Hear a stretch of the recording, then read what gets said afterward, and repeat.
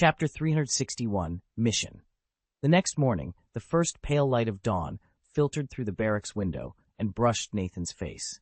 He stirred, momentarily confused, then sat up and swung his legs over the edge of the cot. After a quick wash, he headed to the base cafeteria. A simple breakfast later, he felt clear-headed and ready for the day. Scanning the crowded hall, he spotted Uchiha Tiehuo poring over a roster and directing ninjas to their assignments. Tiehuo looked up in surprise. "Captain, what are you doing here so early?" He still used formal address in front of the troops, Captain, rather than Nathan's name.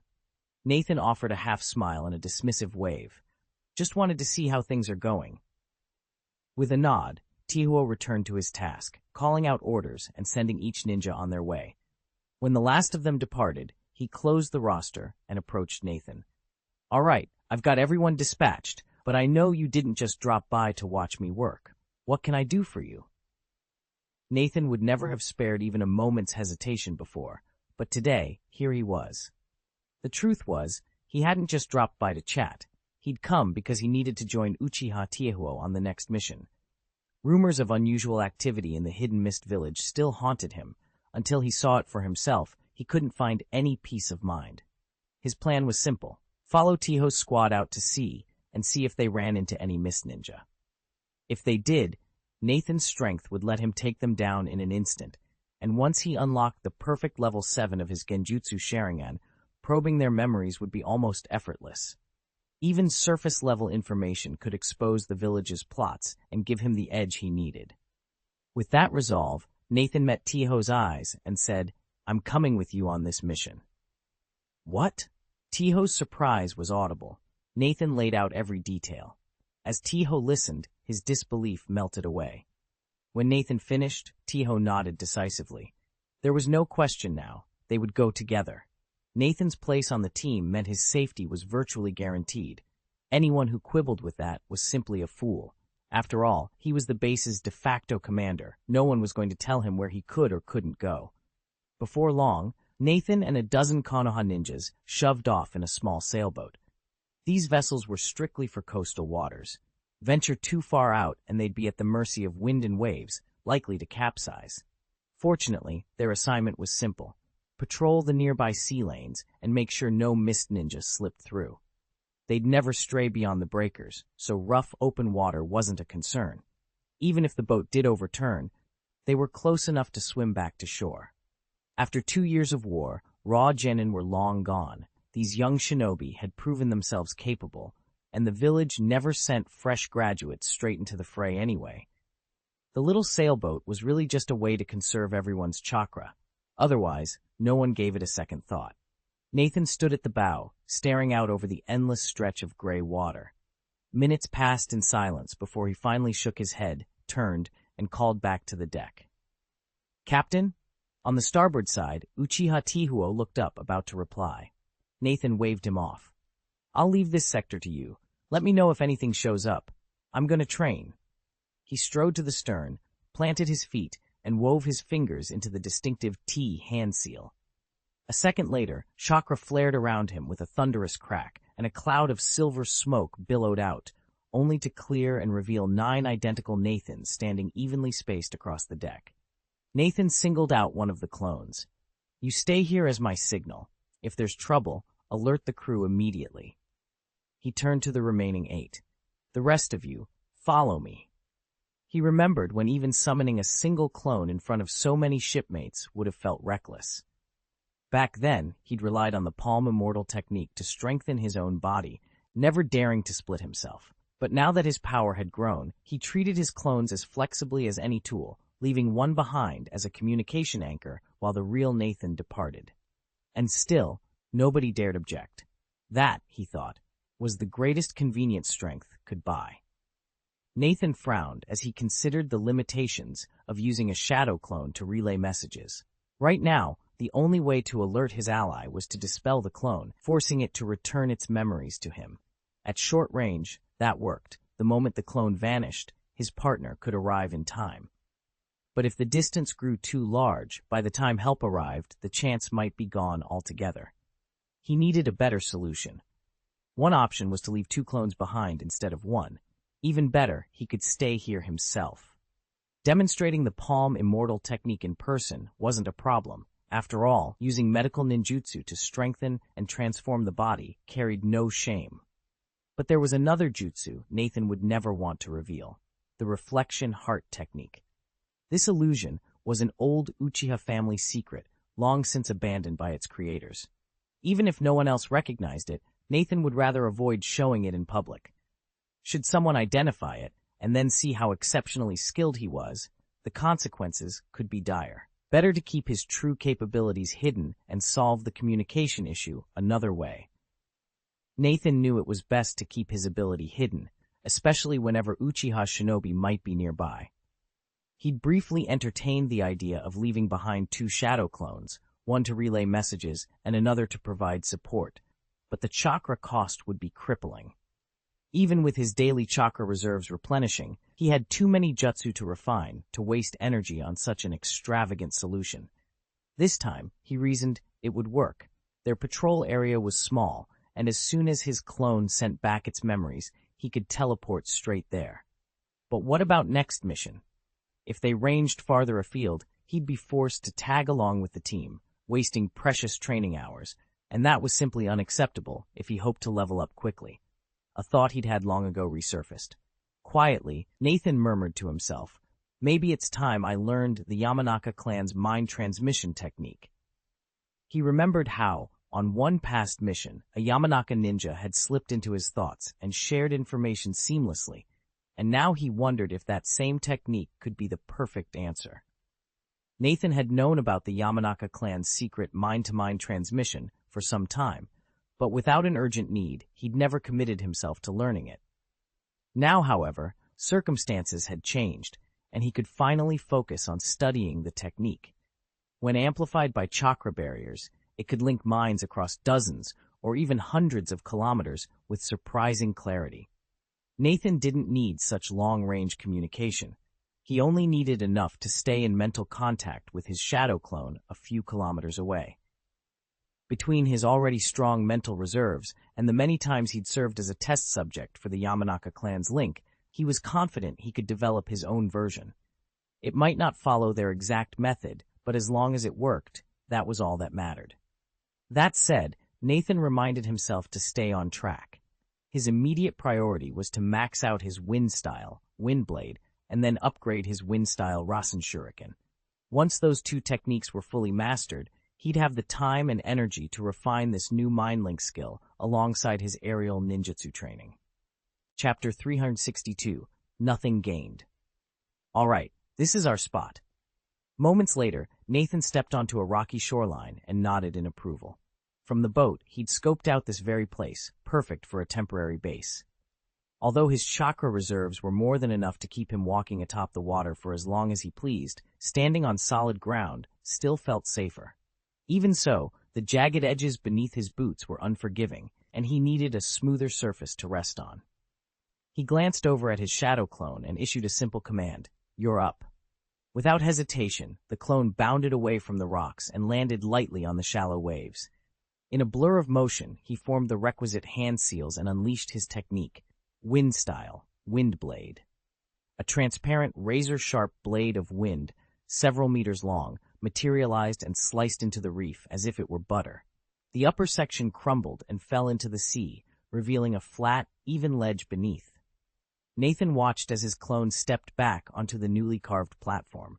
Finally, he'd have a place to rest, and a vantage point from which to survey the waters around him.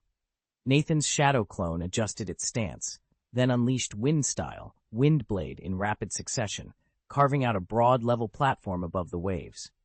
Once the surface was smooth and firm, Nathan and his 8 other clones stepped onto it, the sea breeze lifting at their hair. Without missing a beat, Nathan assigned each clone a different technique to master. They nodded once, then dissolved into shadows, reappearing moments later across the glittering expanse of water.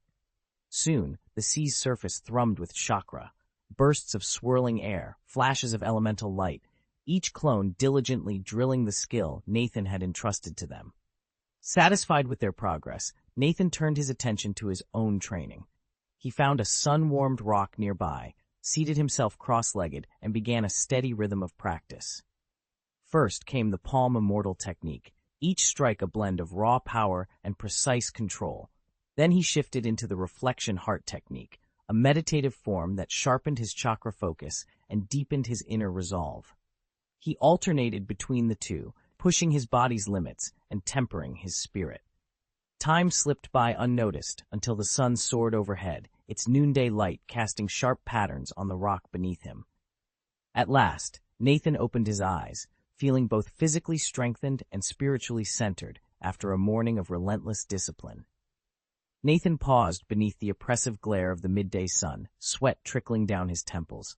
Parched and exhausted, he set aside his practice sword and reached for the water gourd at his hip. One long, thirsty draught later, he sighed and stood up, blinking against the glare. The beach below him stretched empty and silent. Uchiha Tiehuo and the others had already moved on, and since his shadow clone hadn't sent any urgent messages, he knew they'd encountered no trouble. He turned his thoughts to the real objective, tracking the mist ninja. He and his squad had set out at dawn on a hunch, but it was only mid-morning now, far too soon to expect any solid leads. Nathan felt no rush.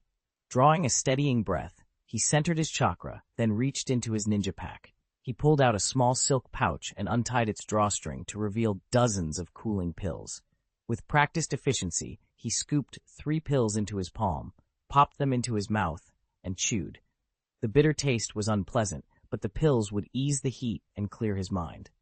Swallowing, Nathan tightened his grip on his sword and scanned the horizon. The chase had only just begun. Nathan had long since forced himself to tolerate the bitter medicinal broth. It provided every nutrient a shinobi could need, but under ordinary circumstances, no one would choose to drink it. He swallowed it without so much as a flinch. Minutes stretched into hours as he sat perfectly still, cultivating his chakra until he felt his strength returning. At that point, he lowered himself to exit his trance. The sun, once high overhead, had drifted toward the western sky. Late afternoon edged into dusk when Uchiha Tiehuo and his companions guided a small boat back toward the shore. Before they even drew alongside, Nathan's eyes snapped open. Back on the boat, the shadow clone assigned to communication popped in a flash of chakra smoke and merged seamlessly into Nathan's form. Memories flooded Nathan's mind, the clone's entire experience since it had set out. He closed his eyes, racing through the images and impressions like pages in a book. After a heartbeat, he opened his eyes and shook his head, each movement slow and deliberate as he prepared for whatever came next. Nathan sifted through the memories stored by his shadow clone. Not a single living soul, much less a hidden mist shinobi, had appeared all day. He felt a surge of relief. Had he accompanied the others, he'd have squandered an entire day for nothing. As the boat drew near, Nathan sprang onto the bow. Uchiha Tiehuo looked up, opening his mouth to speak, but Nathan cut him off. "I know what went on," he said calmly. "Let's head back." "Understood." Tiehuo's reply was muffled by the wind, but he wasted no time. He barked orders to the helmsman, and the ship's prow swung around, setting a course for Eagle's Beak Cliff. Once the vessel was underway, Nathan sealed off his focus and dispelled the shadow clone.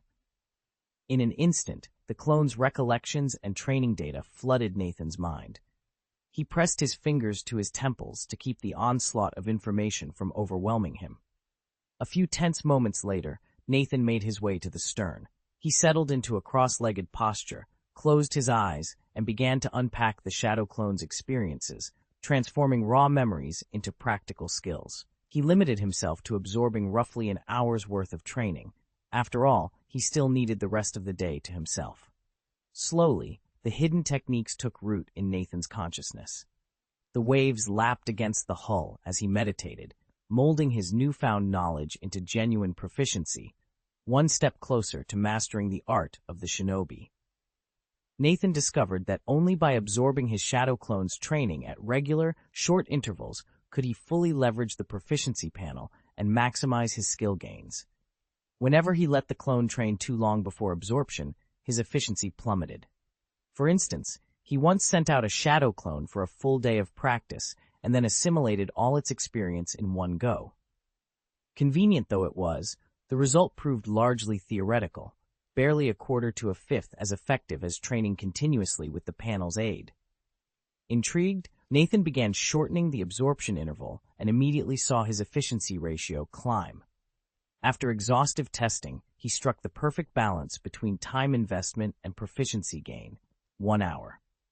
Beyond 60 minutes, even with the panel's support, his capacity dipped.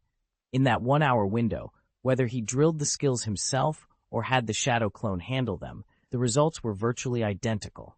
An optimal blend of speed and effectiveness that advanced his training far more rapidly than any longer bulk transfer could. Because his memories and practice reviews refresh every hour, each session's experience and insight steadily crystallize into genuine skill. This constant updating ensures Nathan always works with the freshest understanding of every technique, letting him train at peak efficiency. Thanks to this method, he's able to pursue dozens of disciplines at once, and isn't merely keeping pace with naturally gifted geniuses, he's outstripping them. Chapter 363, Perfection. An hour later, as dusk fell, Nathan and his team made their way back to Eagle Cliff. They waited a further 30 minutes until every patrol squad had returned. Only then did Nathan call everyone together to hear their reports. To his astonishment, not a single team, his included, had spotted any Kirigakure ninjas today.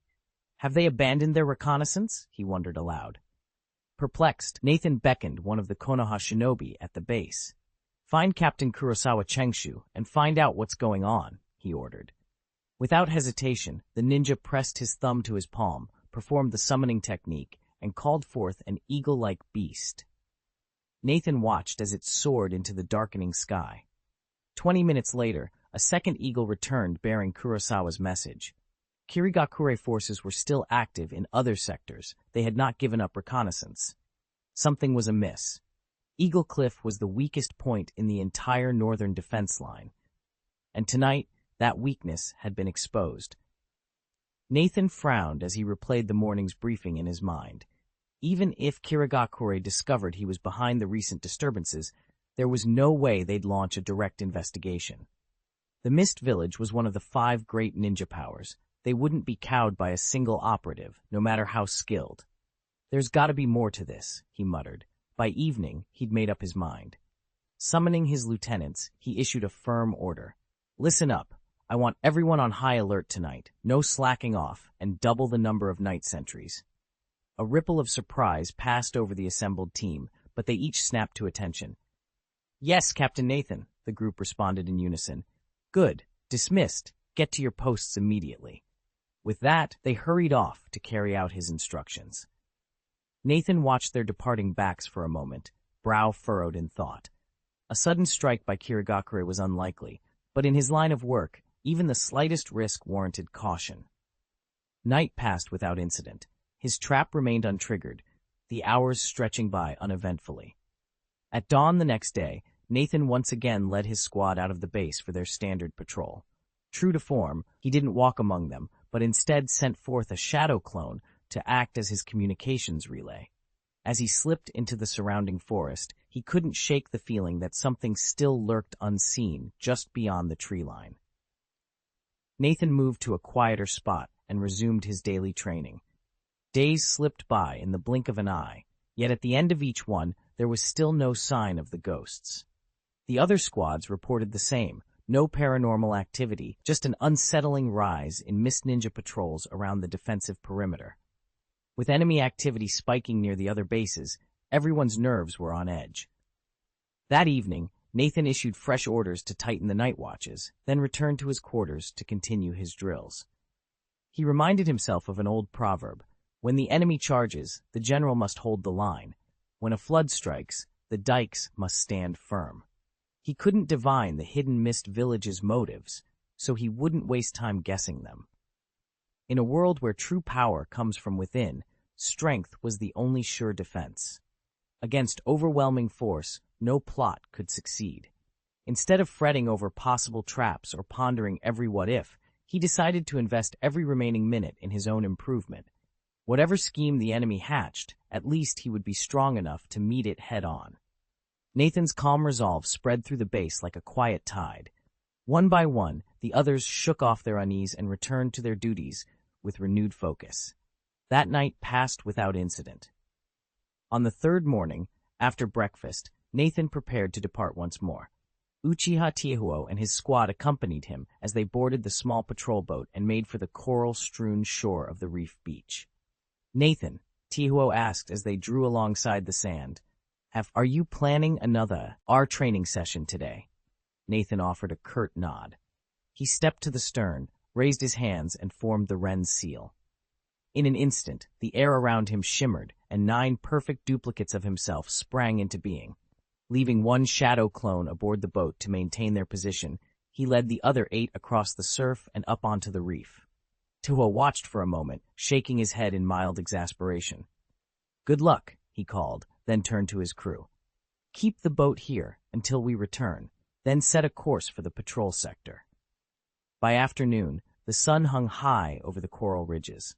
Nathan stood alone on the open beach and released the 8 shadow clones with a fluid motion. As each wavered out of existence, their collective experiences and memories flowed back into him.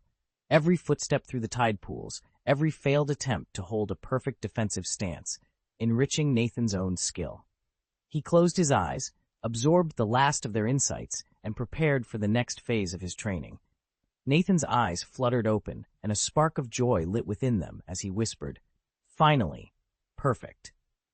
Over the past week, he had pushed himself relentlessly, practicing his wind-release technique, Windblade, until it advanced from level 6, 110,000, to level 7, full mastery, 0. A surge of exhilaration coursed through him. His understanding of the jutsu deepened like never before, and his command over wind chakra reached new heights. He raised his hands and formed the seals in one fluid motion. Immediately, a nearly 10-meter-long blade of transparent wind materialized in front of him. In an instant, it shot forward like a streak of lightning, embedding itself in the rocky reef and carving a flawless incision across solid stone. Compared to its level 6 form, the level 7 Windblade was both faster and more powerful. Its greater size did make it harder to hide, yet, in the world of combat, speed reigned supreme. Even if an opponent caught a glimpse of the swirling air, by the time they tried to react, the blade was already upon them. There was simply no time to dodge. Furthermore, Nathan realized he could still boost the technique's stealth. By scaling back the chakra flow and slightly shortening the blade's arc, the wind blade would become far less conspicuous. Satisfied with that insight, he withdrew his hands and turned his attention to the question of where to invest the chakra he'd just freed up by perfecting Wind-style, Windblade. For weeks, he'd been allocating 24,000 chakra points to it every single day, an enormous sum that could drastically accelerate any skill's growth. So, he had to choose carefully. First, he eliminated Palm Immortal Technique and Reflection Heart Technique. Both demanded his undivided focus in person and were too time-consuming. He simply couldn't spare the hours they required.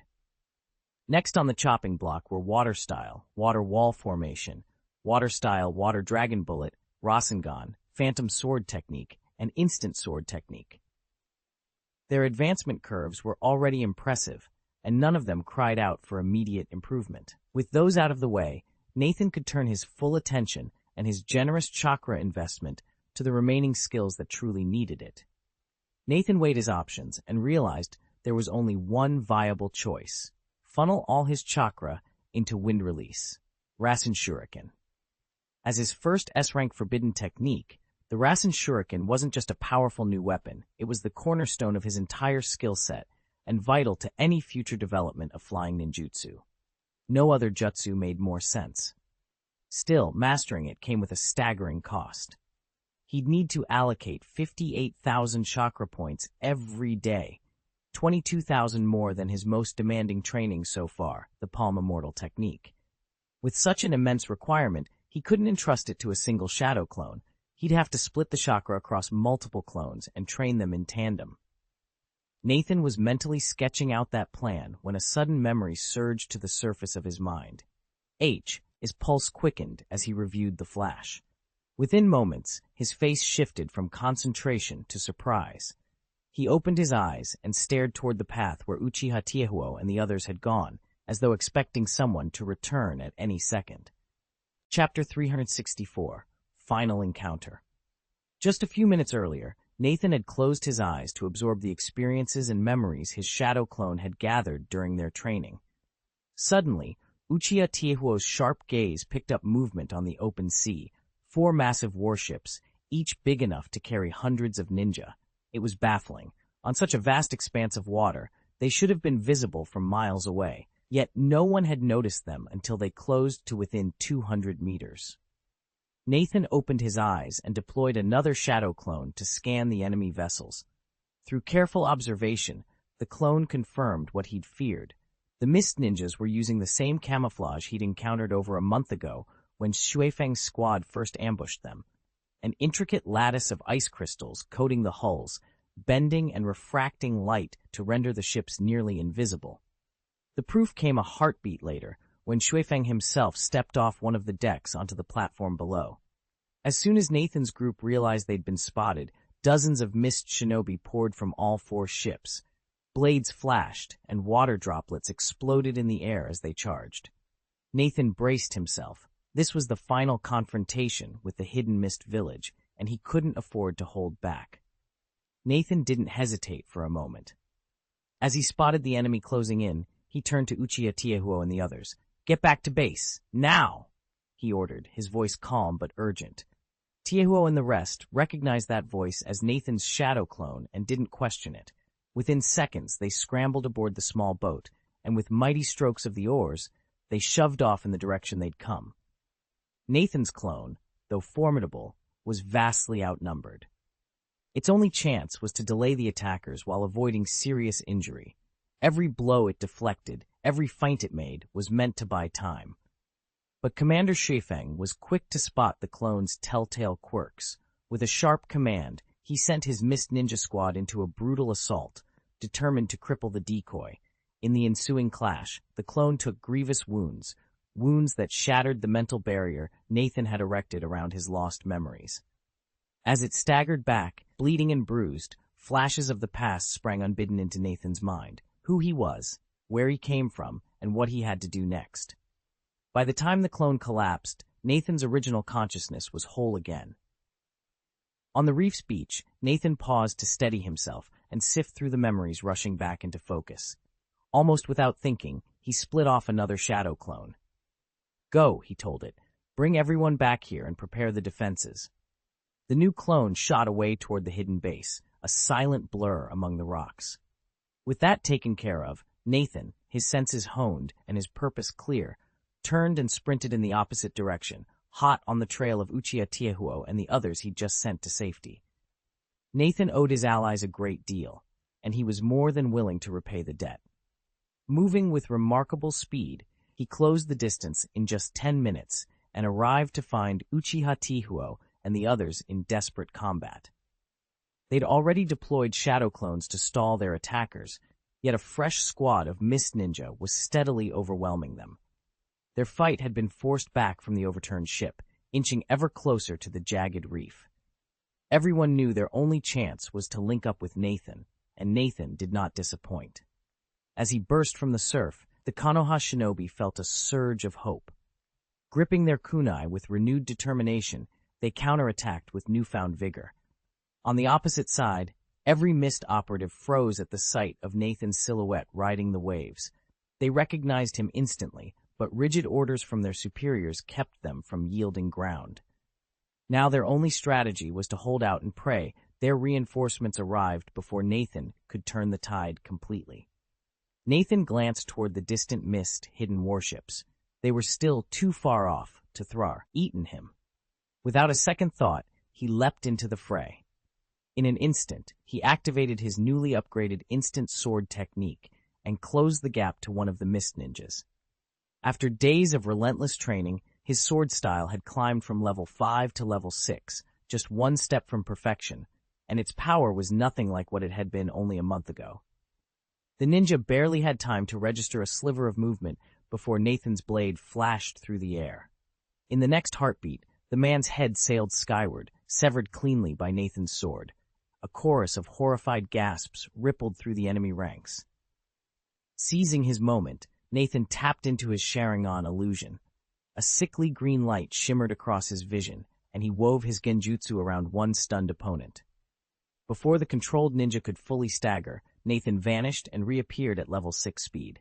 Another mist ninja, half predicting Nathan's strike, half shocked by the spectacle before him, stepped reflexively in front of the entranced soldier.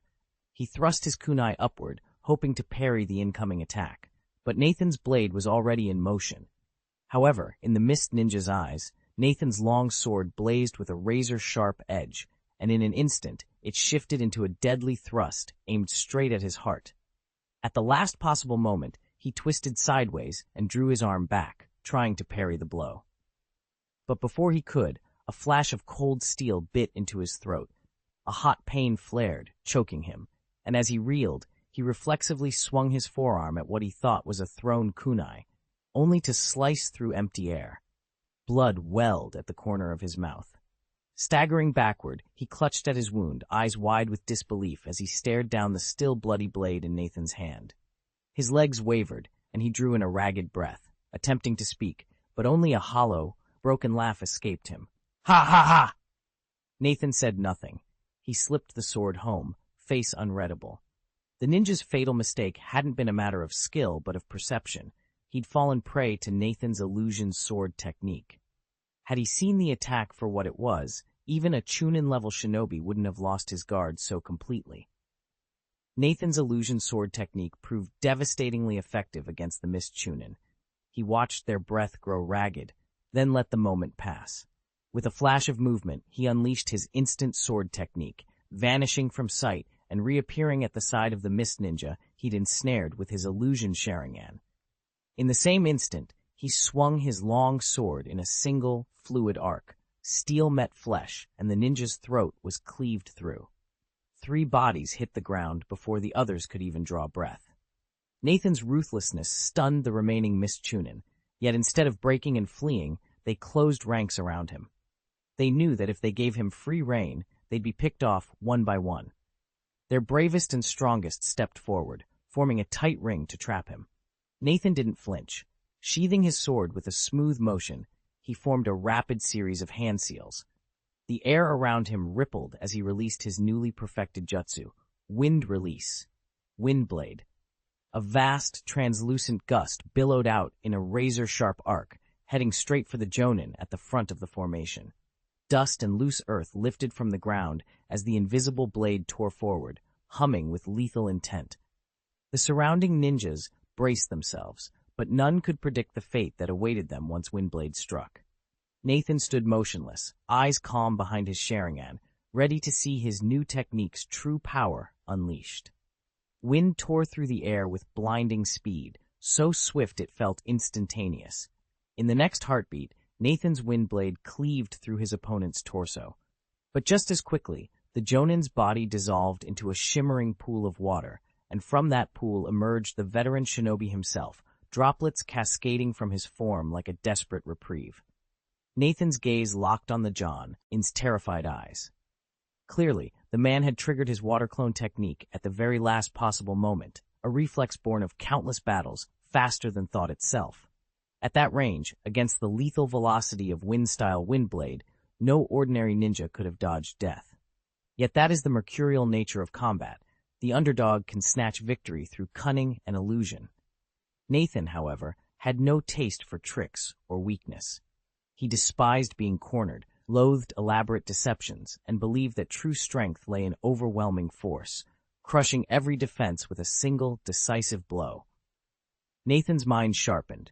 With a fluid motion, he drew his long sword and channeled wind-natured chakra into the blade. A green glow pulsed along its edge as he activated his instant sword technique. In the blink of an eye, he vanished and reappeared directly in front of his adversary. Nathan swung the sword in a lethal arc aimed at the man's throat. Alert and quick, the opponent thrust his kunai upward, meeting Nathan's blade and forcing the strike aside. Chapter 365. Retreat Ding.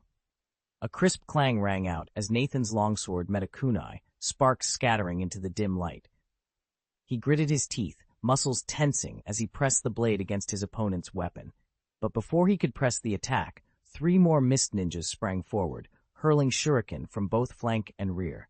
Sensing the incoming threat, Nathan drew back in a single fluid motion and pivoted clear of the spinning steel. No sooner had he escaped their range than the attackers struck again, with another volley of shuriken and kunai, each blade ominously sealed with explosive tags. Nathan's Sharingan flared to life, the scarlet tome sharpening his vision. He tracked the incoming kunai in slow motion, then flicked his wrist, and lo, an equal number of kunai materialized between his fingers, their dark steel gleaming. In the same heartbeat, he launched them back, intercepting each explosive blade midair and deflecting them harmlessly aside. Simultaneously, he sidestepped the accompanying shuriken. The detonating kunai plunged into the sea below. One after another, they erupted in fiery blasts, sending towering plumes of steam and seawater skyward. Nathan raised an arm to shield his eyes as the spray cascaded around him like a sudden, drenching storm. Rain lashed the clearing as Nathan's three-tomo Sharingan flared to life. Through the curtain of water, he pinpointed several mist ninjas closing in on him. In a heartbeat, he vanished and unleashed his instant sword technique, teleporting to the nearest attacker, a young Chunin with a barely grown face. Despite his boyish features, the fierce determination in the ninja's eyes marked him as a hidden mist prodigy. That pride, Nathan guessed, gave him the nerve to join this ambush. But a prodigy or not, he'd already killed too many like him. Steel in hand, Nathan's thoughts sharpened. Kill or be killed. With a single fluid motion, Nathan unleashed his phantom sword technique. The air itself tore as the blade whistled toward its mark, its trajectory shifting in mid-slice. Kojima Mizuki, so absorbed in recalling his fallen comrade, saw only a flash of light and tried to adjust his guard. In that split second, a memory of his friend's death at Nathan's blade froze his instincts. He stiffened where he stood, unable to change his stance as the phantom blade closed in. Nathan's eyes narrowed as he took in the sight before him. Something wasn't right.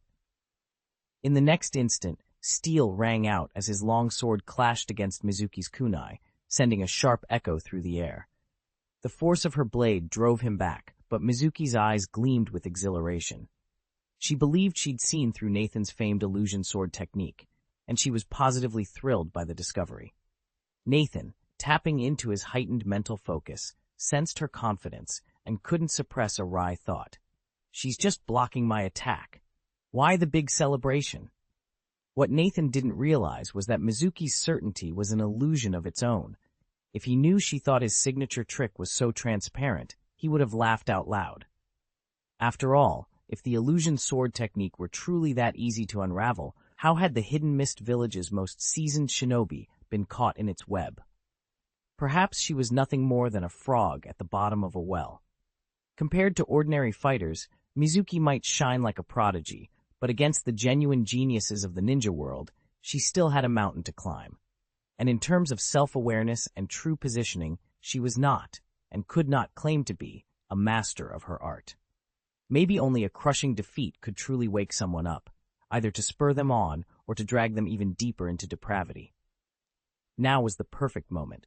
But Nathan had no intention of educating Kojima Mizuki. The instant he parried Mizuki's knife, he flexed his left hand and molded a dense, pale blue sphere of chakra, his Rasengan. With a single decisive thrust, he drove it into Mizuki's abdomen. Mizuki doubled over, blood spraying from his mouth as he stumbled backward, putting scarce feet between them. Nathan wasted no time. In the very next heartbeat, his long sword streaked out in a cold silver arc, aiming straight for Mizuki's throat. Mizuki twisted to dodge, but the strike was already upon him. "No!" he choked out, his protest cut short. Nathan sheathed his sword, flicked the crimson smear from its edge, and turned away without a backward glance. Although Nathan's face remained impassive, everyone else noticed. Kojima Mizuki lay crumpled on the deck, half his throat cut open, blood pooling at his feet as his breaths came in ragged gasps. The middle-aged mist ninja who just hurled a kunai froze when he saw his comrade's wound. Horror seized him. "Mizuki," he choked out, agony cracking his voice. His anguished cry cut through the chaos, betraying the depth of their bond. But Nathan saw only an opportunity.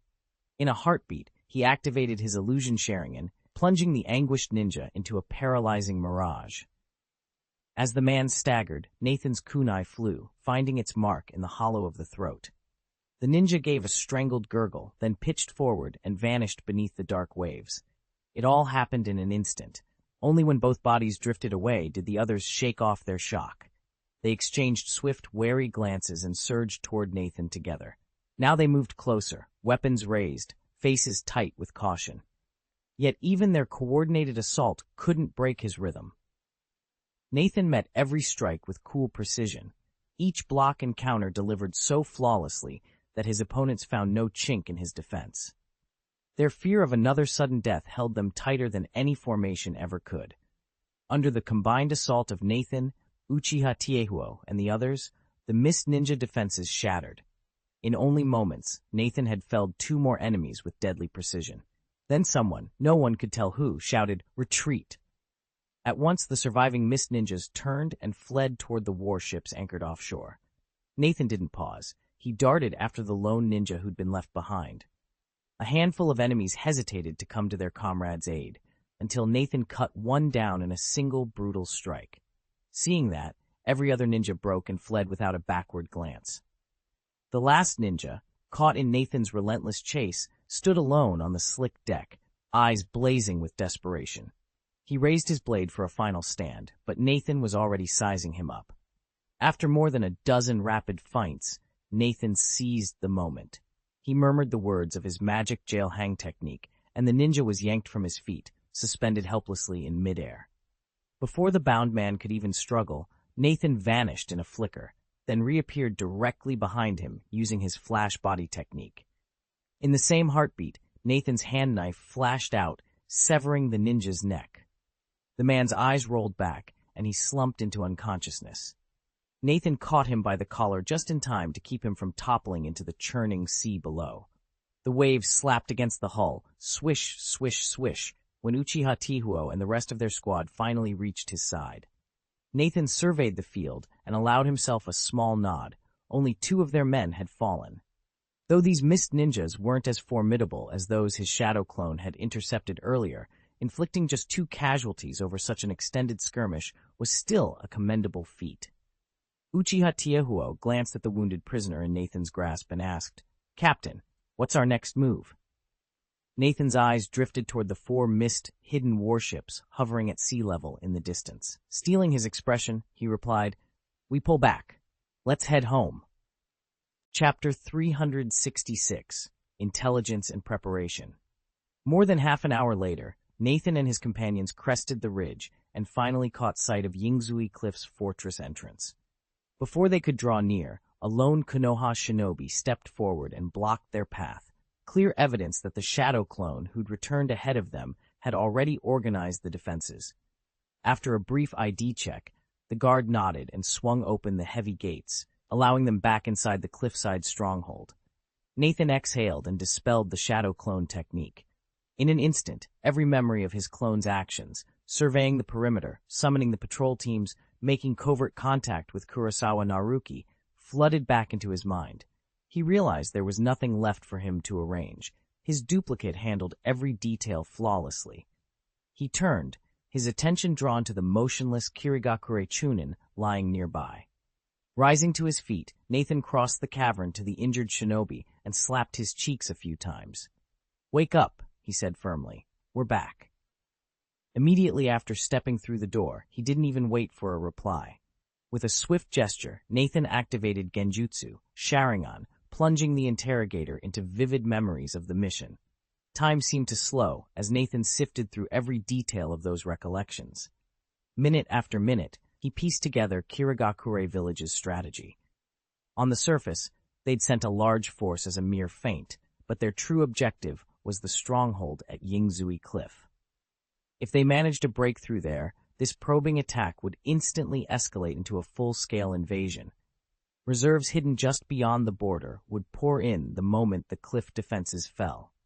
On the other hand, if their initial assault faltered, they planned to withdraw swiftly, conserving strength for another strike. Nathan paused over one question: why no prior reconnaissance? The answer lay in 2 factors. First, Yingzui Cliff was notoriously exposed, easy to storm, yet almost impossible to hold. Kirigakure's commanders judged that extensive scouting was unnecessary. Second, they prioritized surprise and economy. Any advance reconnaissance risked alerting the defenders and wasting valuable shinobi resources. Better, they argued, to learn the stronghold's weaknesses in the heat of battle. By the time the genjutsu broke, Nathan knew exactly what he was facing, and how dangerously close the enemy stood to igniting all-out war. He leaned back, mind racing, already calculating their next move. Nathan settled into the strategy meeting's main seat and surveyed the assembled Konoha shinobi. All around him, tension crackled in the air, an unease born of too many false alarms. He cleared his throat and spoke in a low, steady voice. Mist Village has already run 2 full-scale reconnaissance missions against our defenses, he began. They know our fortifications inside and out. Sending more scouts here would only waste their resources. Their real plan is to feign attacks elsewhere. Every few days, they'll show up on another sector and then vanish. That unpredictability keeps us on edge, waiting for a strike that never comes. Meanwhile, they're lulling us into mental fatigue. And when they do attack this very spot, they'll count on our frayed nerves to make mistakes. A hush fell over the room as everyone absorbed Nathan's words. From the corner of his eye, he spotted movement, a Konoha shinobi stumbling forward, eyes glazed and limbs slack. Very likely another operative who'd been probing their defenses, now caught off guard by Nathan's chakra absorption technique. With a single palm pressed to the man's chest, Nathan drew out every last drop of chakra, then siphoned off his mental and physical energy. The shinobi's face went pale. Within heartbeats, he collapsed to the floor, lifeless. Nathan straightened and waved his hand. "Remove him," he ordered coolly. A teammate knelt, dragging the body into the shadows. Turning back to the council, Nathan allowed a wry smile. "That's why we don't fall for false fronts. We stay vigilant here, keep our focus. Let them tire themselves out chasing ghosts. Then, when they finally move in, we'll be ready." Satisfied nods rippled through the room. With the Mist Village's true intentions laid bare, and Nathan's lethal demonstration of power fresh in their minds, Konoha's defenses felt steadier than they had in days. A sharp rap at the door cut through the meeting's tense hush. "Knock, knock, knock! Come in!"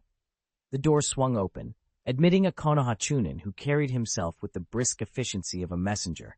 A sleek, winged shinobi beast hovered at his side, its presence enough to confirm this was urgent business. Nathan glanced up, recognizing the man sent by the shadow clone to coordinate with Captain Kurosawa Naruki. "What's the situation?" Nathan asked. The messenger unrolled a scroll and spoke in clipped tones. "Captain Kurosawa reports that the same Mist Ninja gatherings we've encountered here have also been spotted in a few other locations, though in smaller numbers. He's already mobilizing troops to intercept their retreat. The plan is to slow them down for as long as possible." Nathan frowned, absorbing the news. "Understood. You may go." The Chunin saluted crisply. "Yes, Captain." With a final nod, he turned and exited, the winged beast slipping silently after him. Once the door clicked shut, Nathan stood and addressed his team. "The intelligence was accurate. Kirigakure has committed its main force against us. Let's move down and put our plan into action immediately." "Right away, Captain." His subordinates stood, gathering their weapons and scrolls. Within moments, they filed out of the conference room, ready to execute Nathan's orders. Nathan closed his eyes and took a steadying breath, drawing in every ounce of energy he had for the battle ahead. In truth, he had little cause for concern. Unless the enemy dared to go all out with a desperate attack, they stood no chance of breaking his lines. If this was merely a trial, Nathan was certain he could hold his ground until reinforcements arrived, and once support troops joined the fray, the Mist Ninja threat would be over. Half an hour slipped by in silence. The sun dipped low in the western sky, its dying light spilling across the cliff in long, golden streaks. Most of the Konoha patrol squads had already returned to Eagle Beak Cliff after receiving orders, bringing the total number of allied shinobi gathered here to over 200. That force was still outmatched by the enemy's numbers, but it was far from insignificant. Standing at the edge of the cliff, Nathan scanned the horizon. In the distance, 4 sleek warships marked the advance of Kirigakure's assault fleet. They moved with deliberate slowness across the dark expanse of the sea, until at last they halted. Black-clad figures poured down the gangplanks, 300 to 400 Mist Ninja by Nathan's rough count, assembling in tight formation on the water's edge. Calm and collected, Nathan opened his eyes. The real battle was about to begin. Nathan didn't hesitate. He stepped off the cliff, and as he fell toward the sea, his body blossomed with a soft emerald glow. In the next heartbeat, he was standing on the water's surface as if it were solid ground. That green aura was his wind escape chakra, a unique fusion of wind release and the instant sword technique. Though Nathan hadn't formally mastered any flying ninjutsu, this chakra barrier was enough to cushion his fall from such a dizzy height. He landed without so much as a stumble. Below, the mist shinobi stared in stunned silence. Before they could react, Nathan drove his foot into the seawater and shot forward like a cannonball. His unstoppable momentum screamed a single message: "I'll cut through you all, if I must." The mist commanders exchanged tense glances. A sharp command rang out, and in an instant their troops snapped to formation and surged forward to intercept him. Nathan tightened his grip on his sword as the mist ninja squad closed in. In one swift motion, he slipped the blade back into its sheath, pressed his palms together, and drew in a deep breath. "Wind style, great breakthrough," he intoned. A roaring gale burst from his mouth, coiling into a massive whirlwind that ripped seawater from the waves and hurled it toward his foes. Nathan had no intention of fighting through the enemy line alone. This was his real gambit. Everything before had been mere pretense to lure the mist ninjas in close, giving him the perfect opening for this devastating technique. He couldn't help but wish he'd seized the chance to learn water style, water explosion wave, when Hoshigaki Kisame had first demonstrated it. Then he might have flooded them outright. But even without it, this wind tornado was nothing to scoff at. Like a sea-born typhoon, it was a force of nature beyond ordinary human power. Draining more than 3,000 units of chakra in an instant, Nathan's wind style unleashed tremendous force, albeit for a shorter duration than he would have liked. Still, it was more than enough to throw the mist ninjas into chaos. As the swirling vortex slammed into their formation, Nathan readied himself for whatever counterattack might come next. Ninjas' reactions are far quicker than those of ordinary people. In an instant, they can evade or deploy protective techniques. Without those skills, casualties would be catastrophic. But every evasive maneuver also fragments their formation, and that was exactly what Nathan wanted. No sooner had he struck than nearly 100 Konoha shinobi descended the cliff and charged his way. Nathan's plan was simple. With the enemy both numerous and powerful, and Eagle's Beak Cliff hemmed in on three sides by the sea, it was virtually impossible to mount a solid defense. It was far more effective to exploit their unsettled footing, rush in, and shatter their morale before they could regroup. Chapter 367. Kill! Kill! The wind tornado dissipated in an instant, the gale subsided, and with a deafening war cry the two sides collided. Green energy flared as Nathan sprang forward, unleashing his instant sword technique. Before one shinobi could even raise his guard, Nathan's blade flashed across his throat, and he crumpled to the ground. No sooner had he finished than a kunai whistled toward him from the side. Fluid as water, Nathan spun out of its path. With a single, precise backhand strike, his illusion sword technique, he ripped through the attacker's carotid artery. A fountain of blood erupted, but Nathan didn't pause to watch it spill. He whirled toward a mist shinobi charging in from his right. Locking eyes, he activated his Sharingan. Scarlet visions exploded across the man's field of sight. Dazed and disoriented, the ninja staggered, just as Nathan's sword pierced his chest. With cold efficiency, Nathan withdrew the blade, circled behind, and drove it home again to end the threat. In the wake of each strike, Nathan remained eerily composed, his expression unreadable, his sword arm unwavering. One by one, the enemy shinobi fell before him, their desperate cries fading beneath the hum of his blade and the echo of his command, "Kill!" Because the Mist Ninja Squad had been scattered by his wind release great breakthrough, the remaining shinobi could only fight one-on-one. Nathan seized the opening, cutting down one opponent after another, until 6 Mist warriors lay defeated at his feet. But the Mist's counterattack came swiftly. The instant the 6th ninja fell, a special Jonin advanced, his very presence forcing Nathan to hesitate. At the same moment, reinforcements poured into the clearing. Leading them was Shuifeng, fresh from testing Nathan's shadow clone only moments before. As Xuefeng stepped forward, he issued a cold warning and launched his assault. With a sharp breath, Xuefeng unleashed dozens of slender ice needles, each one streaking toward Nathan like a frozen dart. Nathan's Sharingan swept over the oncoming projectiles in the blink of an eye. Realizing he couldn't dodge them all, he channeled chakra into a rapid sequence of hand seals. Then, just before the ice needles struck, he invoked his ninjutsu, Water Release. Array Wall. A towering wall of water burst up from the earth, solidifying into a shifting barrier that took the full brunt of Xuefeng's attack. The needles hammered into the watery bulwark, piercing deep before shattering and dropping harmlessly to the ground. Though Nathan's defense held, the force of the impact knocked him backwards, drenching his back in icy spray and rattling his stance, a sharp reminder that the battle was far from over. At least Nathan had bought enough time for reinforcements to arrive. No sooner had his water wall dissolved than two mistmen flanking him formed hand signs in unison, unleashing twin torrents of water from their mouths aimed squarely at his chest. At the same moment, another pair of mist-hidden ninja behind him hurled kunai knives, twisting the attack into a relentless three-sided pincer. It looked as though Nathan had been completely cornered. Still, he didn't panic. With a powerful stomp, he drove his feet into the sea's surface, splitting the water apart and propelling himself high into the air, just clear of the onrushing water jets and spinning blades.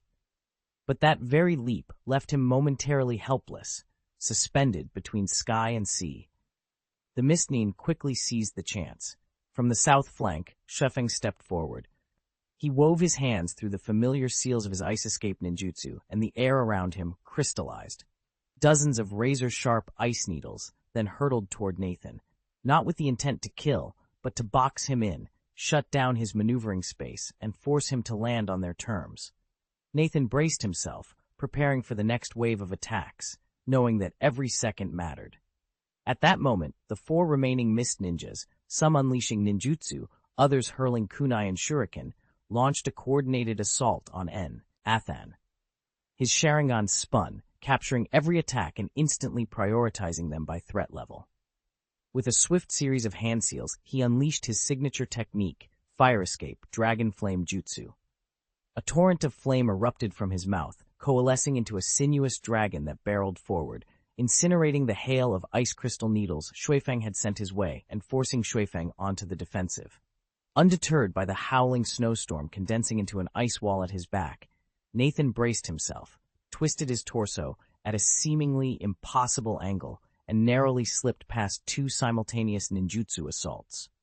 At the same time, the last kunai and shuriken whistled toward him, only to clang harmlessly against the blade of his sword as he met each one with perfect timing and precision.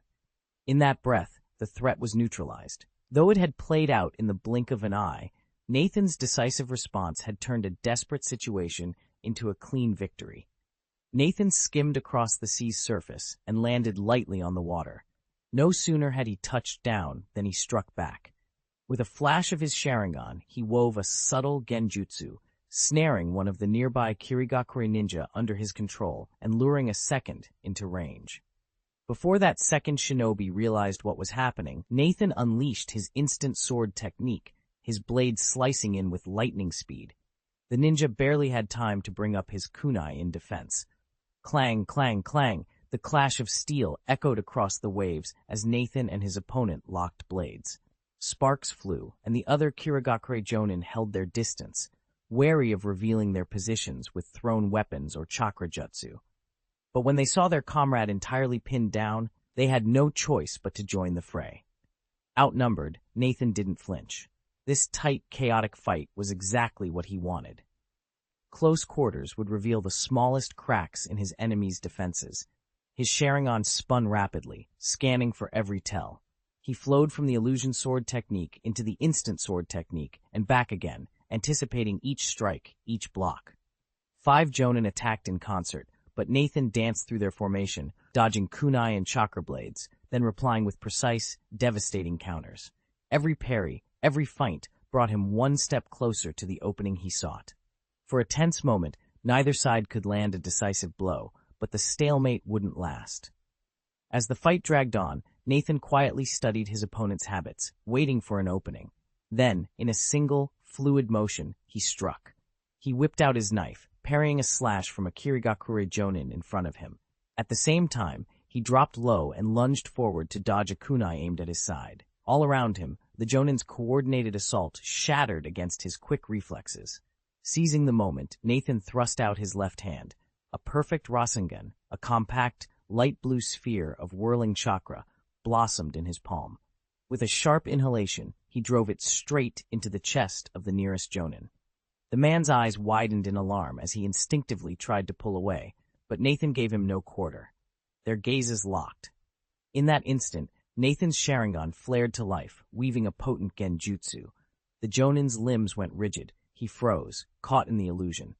But one of the other Kirigakure ninja reacted too late. Desperate to break the attack, he lunged forward, hurling a kunai at Nathan's neck. The blade whistled through the air, only to find that Nathan had already anticipated the betrayal. Just as the kunai whistled toward him, Nathan leaned to the side. Swish, the blade scored across his shoulder, and blood spurted in a fine spray. He'd narrowly avoided a fatal strike to the neck, but the shallow cut still burned. It was a price he was willing to pay. Gathering chakra in his left palm, Nathan formed a glowing sphere and thrust it forward. The ball of energy slammed into the Mist Village ninja's chest and sent him flying backward. Puff! The enemy coughed up blood, his body going limp as his fighting spirit drained away. Chapter 368 Entanglement. Nathan's Rasengan had climbed to the very peak of level 6, just one breath away from level 7. Although the chakra sphere he just formed looked small, it contained over 500 units of condensed energy. Everyone here knew how devastating that much chakra bursting all at once could be. "Akabi," one of the mist ninjas shouted, rushing to the bleeding figure of Matsushita Akao. But Akao couldn't answer. Nathan's Rasengan had struck him squarely in the chest, leaving him gasping and clutching at his wound. Before anyone could react, a flash of green light traced Nathan's movements. He vanished and reappeared beside his fallen foe in the blink of an eye. Drawing his long sword, he executed the instant draw technique with ruthless precision. The blade flashed, severing Akao's carotid artery in a single, clean sweep. Akao slumped to the ground, life draining from him almost before he hit the earth. Nathan flicked the blood from his blade and turned to face the remaining 4 mist ninjas. His eyes were calm, dispassionate. For a moment they hesitated. Then, with a collective cry, they launched themselves at him once more. Nathan didn't hesitate. Before his opponents could react, he lunged forward, blade flashing in a single, fluid motion. The clash of steel rang out, clang, clang, clang, echoing against the walls as he met all 4 Mist Clan ninjas head-on. Far from being overwhelmed, Nathan steadily gained the upper hand. Blow by blow, he drove them back until finally, swish, a sickening whisper of metal on flesh. One of the ninja's defenses wavered. Nathan's sword bit deep across his chest, carving a crimson line through armor and bone. Blood seeped through the wound, pooling on the ground. At once, the remaining 3 fighters faltered, stepping back in hesitation. From the shadows, Xuefeng's eyes widened.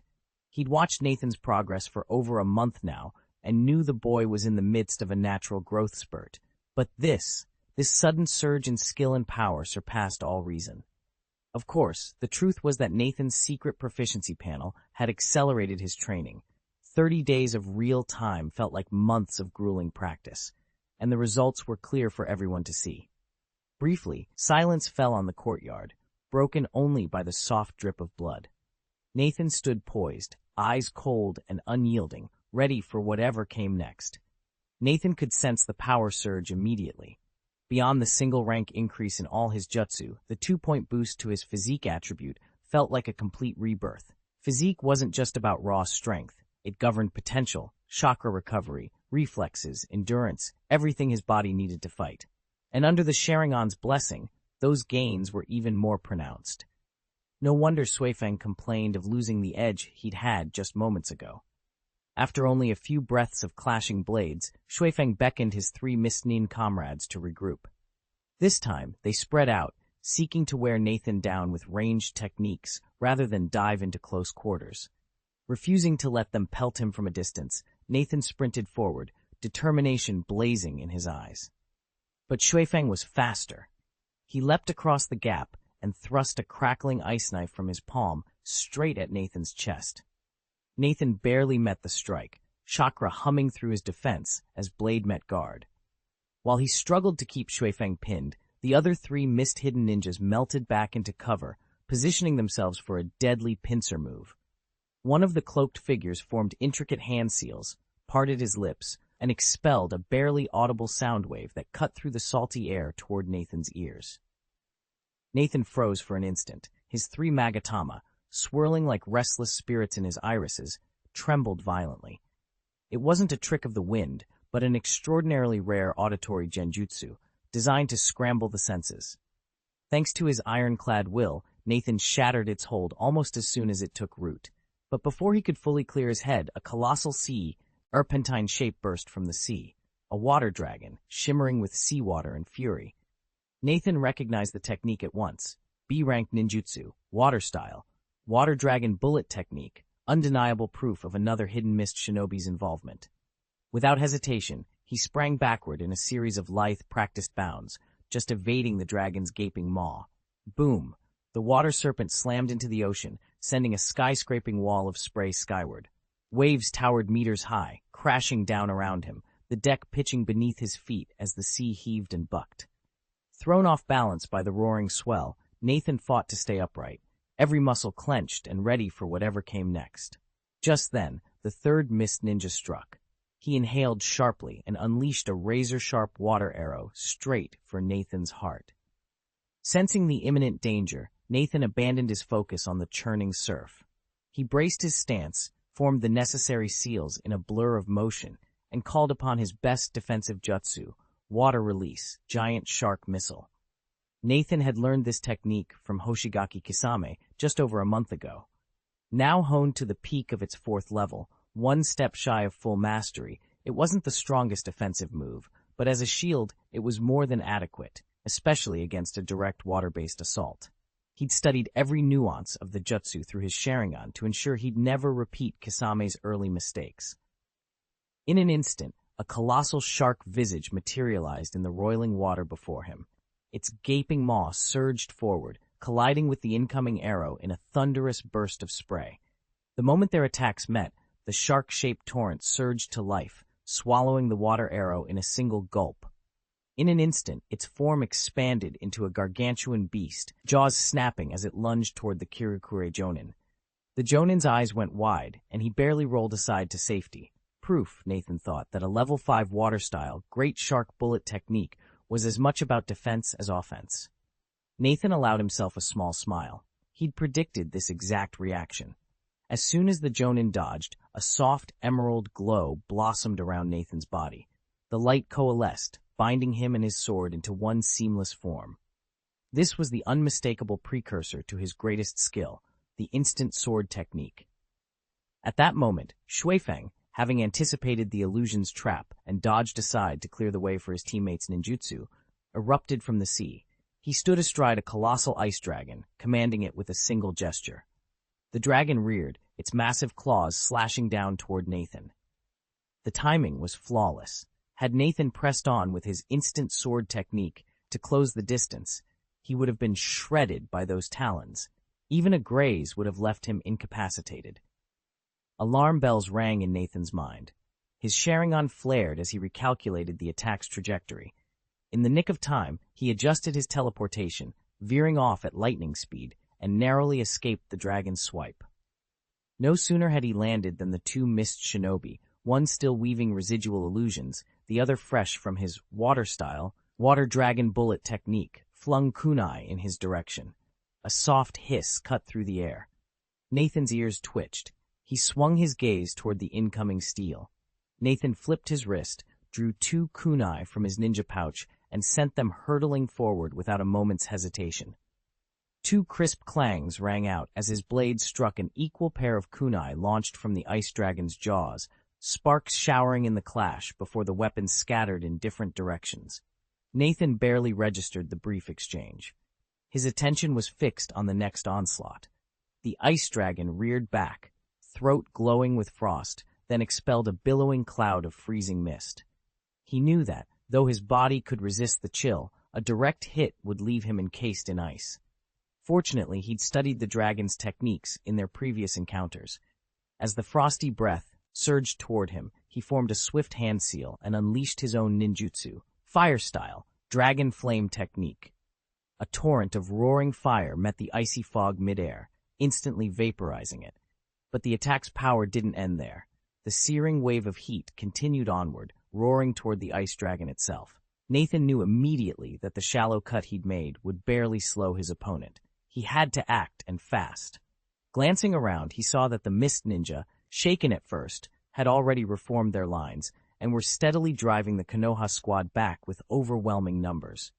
If nothing changed, his comrades would soon be isolated and picked off. "We need to pull back," Nathan told himself. Then he dismissed the thought as recklessly defeatist. There was still a chance to turn the tide. With steely resolve, he abandoned his defensive footwork and called upon his trademark instant sword technique, lunging straight at the towering ice dragon before him. A shrill scrape rent the air as a surge of uncanny energy flared from Nathan, more precisely from the center of his left palm. Chapter 369, Hidden Hand. "What is that?" Shuifeng gasped, eyes widening as he stared at Nathan's outstretched left palm. Whirling atop his skin was a massive shuriken forged of pure chakra, tearing the air itself into roaring gusts. The sight was all too familiar and all too deadly. There was no time to back away. Clenching his teeth, Shuifeng commanded the ice crystal dragon into action. The beast lunged, claws extended like jagged spears, aiming straight for Nathan's heart. But Nathan didn't flinch. He met the assault head-on, slamming his palm against the dragon's talons. His hand was minuscule next to those monstrous claws, hardly the size of a single talon, yet he held his ground without a hint of hesitation. At the instant their forces collided, the shuriken on Nathan's palm erupted. Not an ordinary technique, but the S-rank forbidden jutsu, wind release, spiral shuriken. The great disc shattered into millions of ultrafine chakra needles, invisible to the eye, each one driving into the ice dragon's claws like 1,000 tiny daggers. The creature bellowed in pain as its crystalline talons cracked and splintered under the onslaught of slicing wind. Tiny shards of ice rained down as the dragon's claw dissolved in an instant. But the battle was far from over. Nathan channeled his chakra and unleashed wind release, spiral shuriken. The spinning vortex of wind blades slammed into the ice dragon's flank, gouging out a massive hole in its crystalline hide. Yukikaze slammed her palm to the wound, pouring in chakra to seal the breach, but the damage ran too deep. The ninjutsu's structure had collapsed completely. With a mournful roar, the ice dragon shattered into 1,000 glittering fragments. Nathan leapt back, dodging the hail of ice debris and widening the distance between himself and the enemy. He ignored Yukikaze and the 3 Kirigakure Jonin rushing toward him. Sweeping his gaze across the battlefield, he bellowed, "Retreat!" At his command, the Konoha shinobi fell into formation and withdrew in disciplined ranks toward Eagle's Mouth Cliff, just as they had drilled for. The Kirigakure Jonin, caught off guard by the sudden pullback, scrambled to respond. Only the strongest and quickest among them managed to stall their opponents. The rest found themselves unable to close the gap. The Kirigakure shinobi weren't about to concede so easily. As soon as the order to pursue was given, they sprang into action, only to find their path blocked by Konoha's defenders atop Eagle Beak Cliff. From that lofty perch, the Konoha ninja rained down a barrage of kunai, each blade whistling through the air. Interspersed among them were exploding talismans that detonated on impact, forcing the Kirigakure warriors to dodge and weave for cover. As if that weren't enough, intricate Konoha ninjutsu and potent genjutsu flared into life, sowing confusion and halting the advance. Just as the cliff's guardians prepared to unleash a second assault, one of the Kirigakure Jonin could bear it no longer. He thrust his hands forward, sealing in a powerful technique. Water release, Kirigakure style. In an instant, dense fog billowed across the battlefield, swallowing the cliff's edge and the surrounding slopes. The Konoha ninja, unaccustomed to such low visibility, hesitated, reluctant to strike blindly into the mist. By contrast, the Kirigakure shinobi were right in their element. Hailing from a village perpetually shrouded in fog, they'd mastered this very jutsu. Now, cloaked by their signature technique, they pressed forward with renewed confidence. Nathan knew that even without mastering the silent killing technique, he could turn the fog to his advantage. Small disturbances in the air, the shift of mist around a warrior's breath or footfall, would betray their position. As he weighed this, the Kirigakure Jonin raised his hand to signal an all-out hunt. In that instant, Nathan released a sudden gale. The wind roared through the clearing, sweeping away the veil of fog as if it had never been. The Jonin's eyes widened as he spotted Nathan lower, ing his left hand and closing his mouth, the calm engineer of the Tempest just passed. Free of the murk, the Konoha shinobi who had hesitated in mid-flight sprang forward again, racing toward Yingzui Cliff. Nathan allowed himself a brief glance. Their path was clear, and they would reach safety without further delay. Now it was his turn to vanish. A shaft of green chakra flared around him as he prepared to unleash the instant sword technique and slip into the shadows. But before he could move, a piercing wave of sound slammed into his ears, rattling his balance and sending him staggering back. Nathan recognized that trickery immediately, the same sound illusion that had ambushed him only moments before. He blinked against the ringing in his head, bracing himself for whatever came next. Nathan steadied himself as the mental onslaught crashed over him, far stronger than the last time. Gritting his teeth, he expelled the foreign chakra and psychic pressure invading his mind. When his vision cleared, he saw the source of the illusion, a Kirigakure Jonin standing a short distance away. The man was casting genjutsu with his Sharingan, but he never met Nathan's gaze, as if wary of being ensnared by his own technique. With no time to hesitate, Nathan surged forward. In an instant, two more figures materialized at the sides of the Jonin, familiar opponents he'd faced earlier. Undeterred, Nathan pressed on, sprinting toward them. Before he could close the gap, both Jonin formed hand seals in perfect unison and unleashed their ninjutsu. Water release, water wave. Twin torrents, like miniature waterfalls, burst from their mouths and lunged straight at Nathan. He met their attack with calm precision. Raising his hands, he molded the seals in a flash and countered with his own water release technique. Shark bullet jutsu. A condensed jet of water shot forth, meeting the oncoming waves head-on and shattering them into mist. As the spray settled, Nathan readied himself for whatever came next. A sudden, thunderous roar split the air as a colossal shark burst from the ocean's surface. In one gulp, it swallowed the torrent of seawater around it, swelling to three times, its original size in the blink of an eye. Then, with unimaginable force, it charged straight at Nathan and Xuefeng. Instinctively, the two men cut off their technique and sprang aside, narrowly avoiding the behemoth's crushing impact. The shark slammed into the sea, unleashing a tsunami wave over 10 meters high. Nathan braced himself, but to his amazement, no one around him suffered a scratch. Even the mist-hidden ninja who'd been lurking behind them remained unharmed. Seconds later, as that towering wall of water bore down, a translucent barrier of ice materialized out of nowhere, a sheer, 10-meter-high ice wall that halted the wave in its tracks. Xuefeng, his face calm, gave a slight nod. Together with Nathan, the mist-hidden ninja, and their summoned monster, he had orchestrated the assault and the defense in perfect harmony. Taking advantage of the momentary lull and the distraction on everyone else's faces, Nathan pivoted sharply, angling his body 90 degrees toward Eagle's Beak Cliff. He didn't intend to slay the mist-hidden ninja. As long as the ninja made no move to stop him, Nathan would let him live. With the other's gaze fixed on the frozen wave, Nathan sprinted off, vanishing into the shadowy gorge that led to the cliff's edge. Nathan sprinted forward, but before he'd even taken 2 full strides, his momentum screeched to a halt. In the next instant, a translucent blue wall sprang up before him, its surface rippling like water. To an onlooker, it might have looked fragile, but Nathan knew better. This was a perfectly formed barrier jutsu. At the same time, 3 more walls shot up to his left, right, and rear. They snapped together overhead and beneath his feet, sealing him inside a perfect cube, roughly 30 meters on each side. 4 figures materialized at the cage's corners. Clad head to toe in black robes and featureless masks, they were Anbu operatives from the Hidden Mist village. Without a word, each silently took position and poured chakra into the formation, reinforcing the barrier around Nathan. The entire operation had unfolded in the blink of an eye, so swiftly that he'd had no chance to flee.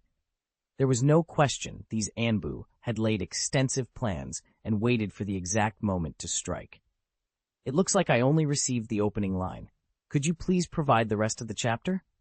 Once I have the full text, I'll be happy to rewrite it into polished, idiomatic English with Nathan as your male lead. Chapter 370, No Chance. Nathan's instinct was spot on. The Hidden Mist Village had set its sights squarely on him. They hadn't bothered to send scouts to Eagle's Beak Cliff before launching their sudden attack, but one of their spies had already reported that he was the sole guardian there. Having crossed paths with Nathan more than once, the Hidden Mist leaders knew just how formidable he was, and how difficult it would be to defeat him by ordinary means. To deal with him, they deployed something far more cunning, the 4 Mist Sealing Array, operated by 4 elite Anbu from the Hidden Mist Village. Their objective wasn't merely to seize Eagle's Beak Cliff, it was to capture Nathan himself. In their eyes, taking him prisoner would be as decisive as breaching an entire Konoha stronghold, and would pave the way for a full-scale invasion. Their plan was simple: launch an assault on the fortress, draw Nathan into the fray, then encircle and eliminate him. They expected to compel him into a defensive battle, where the sealing array would trap and subdue him. But before they could even put their scheme into motion, Nathan showed up first, turning their carefully laid trap into a desperate gamble against a man who trusted his nose and his ninja instincts above all else. The 4 Kirigakure Anbu moved in with deadly precision, sealing Nathan inside a shimmering chakra barrier. The moment they completed the jutsu, Uchiha Tiehuo let out a roar. "Captain!" he cried, launching himself forward, intent on shattering the seal. A handful of Konoha shinobi behind him tensed, ready to follow his lead. They all knew Nathan was the linchpin of their defense. If he fell here, this fortress would be lost. There was no question. Someone had to go to his aid. But Nathan's voice rang out, calm yet unyielding. "Stand down. Don't come any closer." Tiehuo skidded to a halt, the others freezing in place. The authority in Nathan's tone brooked no argument. At that instant, the Kirigakure Anbu surged forward, forming an unbreakable cordon that cut Nathan off completely. No matter how fiercely the Konoha ninja charged, they could not penetrate the barrier of masked swordsmen. Nathan didn't flinch. He raised his hand in a firm gesture. "Go back," he repeated. "I've got this. Protect the perimeter. Don't risk yourselves on my account." Tiehuo's jaw tightened, torn between loyalty and obedience. One by one, the Konoha shinobi reluctantly backed away, eyes locked on their captain as he faced 4 elite enemies alone. The mist-shrouded night held its breath. Only Nathan's unwavering figure stood between them and disaster. With a soft click, the Kirigakure shinobi triggered the formation's secondary mechanism. A pale mist seeped in through concealed vents, at first no thicker than dawn fog drifting across a mountain ridge. The chamber's edges blurred, but Nathan could still make out the walls and the silhouettes of his captors. Within moments, however, the haze swelled into an opaque curtain so dense he couldn't see his own hand. This was the 4 Mist Sealing Formation, a testament to Kirigakure's foresight. They knew a simple barrier wouldn't hold someone with the Sharingan, so they engineered this fog to blind him and sever his greatest advantage. By choking the air with white mist, they hoped to nullify his dojutsu and leave him at their mercy. Nathan allowed himself a grudging nod of respect. A major ninja village never left a weakness unguarded. Once they've pinpointed your abilities, they build defenses around them. Luckily, his most powerful secret was still hidden. Before unleashing that trump card, though, he'd first test his raw strength against this misty prison. He settled into a low stance, chakra humming beneath his skin, ready to see if sheer will could shatter Kirigakure's masterpiece. Nathan squared his shoulders and formed the familiar hand seals. With a sharp exhale, he unleashed his jutsu, wind release, grand breakthrough. He drew in a lungful of air, let his chest swell, then expelled it in a violent gust. The wind howled as a tornado of chakra burst from his mouth, scattering the thick white fog in an instant. Through the clearing mist, Nathan spotted the concealed barrier ahead. He shifted his seals again, compressing a ribbon of water chakra between his hands, and called forth water release, water dragon bullet. With a thunderous roar, a towering dragon of churning water coiled into existence and hurtled toward the shimmering water curtain. But the barrier, though it looked like a mere veil of droplets, stood firm, as unyielding as steel. The water dragon smashed into it, claws and jaws flailing, yet the curtain did not even ripple. Nathan's face remained calm. He let the empty seals fall and slid smoothly into new hand signs, preparing a jutsu far more devastating, one designed specifically to shatter the toughest defenses. "Wind style, wind blade," Nathan whispered the incantation, and between his outstretched palms, a colossal wind blade, longer than 10 meters, materialized. In an instant, it shot forward, its speed blurring the air around it. When the blade struck the barrier, however, the iron-hard surface suddenly turned unnaturally soft. The wind blade carved deep into it, leaving a glaring dent and a pronounced bulge, then vanished in less than a heartbeat. Nathan frowned. This trick, using softness to overcome hardness, was clever. No time to waste. He felt the familiar tug of white mist gathering around him, and immediately formed another hand seal. His voice rang out, "Fire style, dragon fire jutsu." A towering pillar of flame erupted from his mouth, spiraled into a fearsome dragon, and crashed against the barrier with a thunderous roar. Yet nothing happened. The barrier didn't crack, didn't sizzle. There was no dramatic steam, no sign of damage. It remained as impervious as before. In an instant, the fire dragon burst apart, its flaming scales scattering into a storm of embers that drifted like molten rain across the sky. Nathan watched in stunned silence as the searing firestorm painted the heavens orange and red. Under his breath, he whispered, "Sealing techniques really are the greatest power in this world. This is completely unfair." He glanced at his remaining trump card, wind style, Rasen Shuriken, but immediately shook his head. No matter how powerful, it was still a physical attack. Against something that bent the very rules of combat, it would be useless. He reminded himself of his last victory, when Rasen Shuriken shattered Shuifeng's ice crystal cage. That had only worked because the ice prison was a basic ninjutsu, not a true sealing or barrier technique. Breaking it had been impressive, but hardly the same as dismantling a genuine seal. This four-mist sealing array, however, was in a different league. It was a bona fide sealing art, impenetrable by ordinary forces. Only overwhelming, absolute power could hope to shatter it. As the fiery storm raged above, Nathan weighed his dwindling options. A whirlwind of strategy and doubt seized him, each thought colliding with the next. All he could do now was prepare for whatever came, because the four-mist sealing array would not yield easily. Nathan's wind style, great breakthrough, tore the white mist apart, only for it to swirl back instantly, cloaking his vision once more. He drifted in the featureless fog, muscles coiled and senses alert. Perfect, he thought. Within his pupils, the three Magatama marks began to stretch and converge until they formed the emblem of a black sun. The Mangekyo Sharingan had awakened. Simultaneously, the Genjutsu barrier in his left eye, Heaven's Guard, flared to life. Nathan drove his feet into the seabed and shot downward, plowing right through the underwater perimeter as if it weren't there. Just as he'd expected, Heaven's Guard proved impenetrable. A quiet thrill of triumph rippled through him.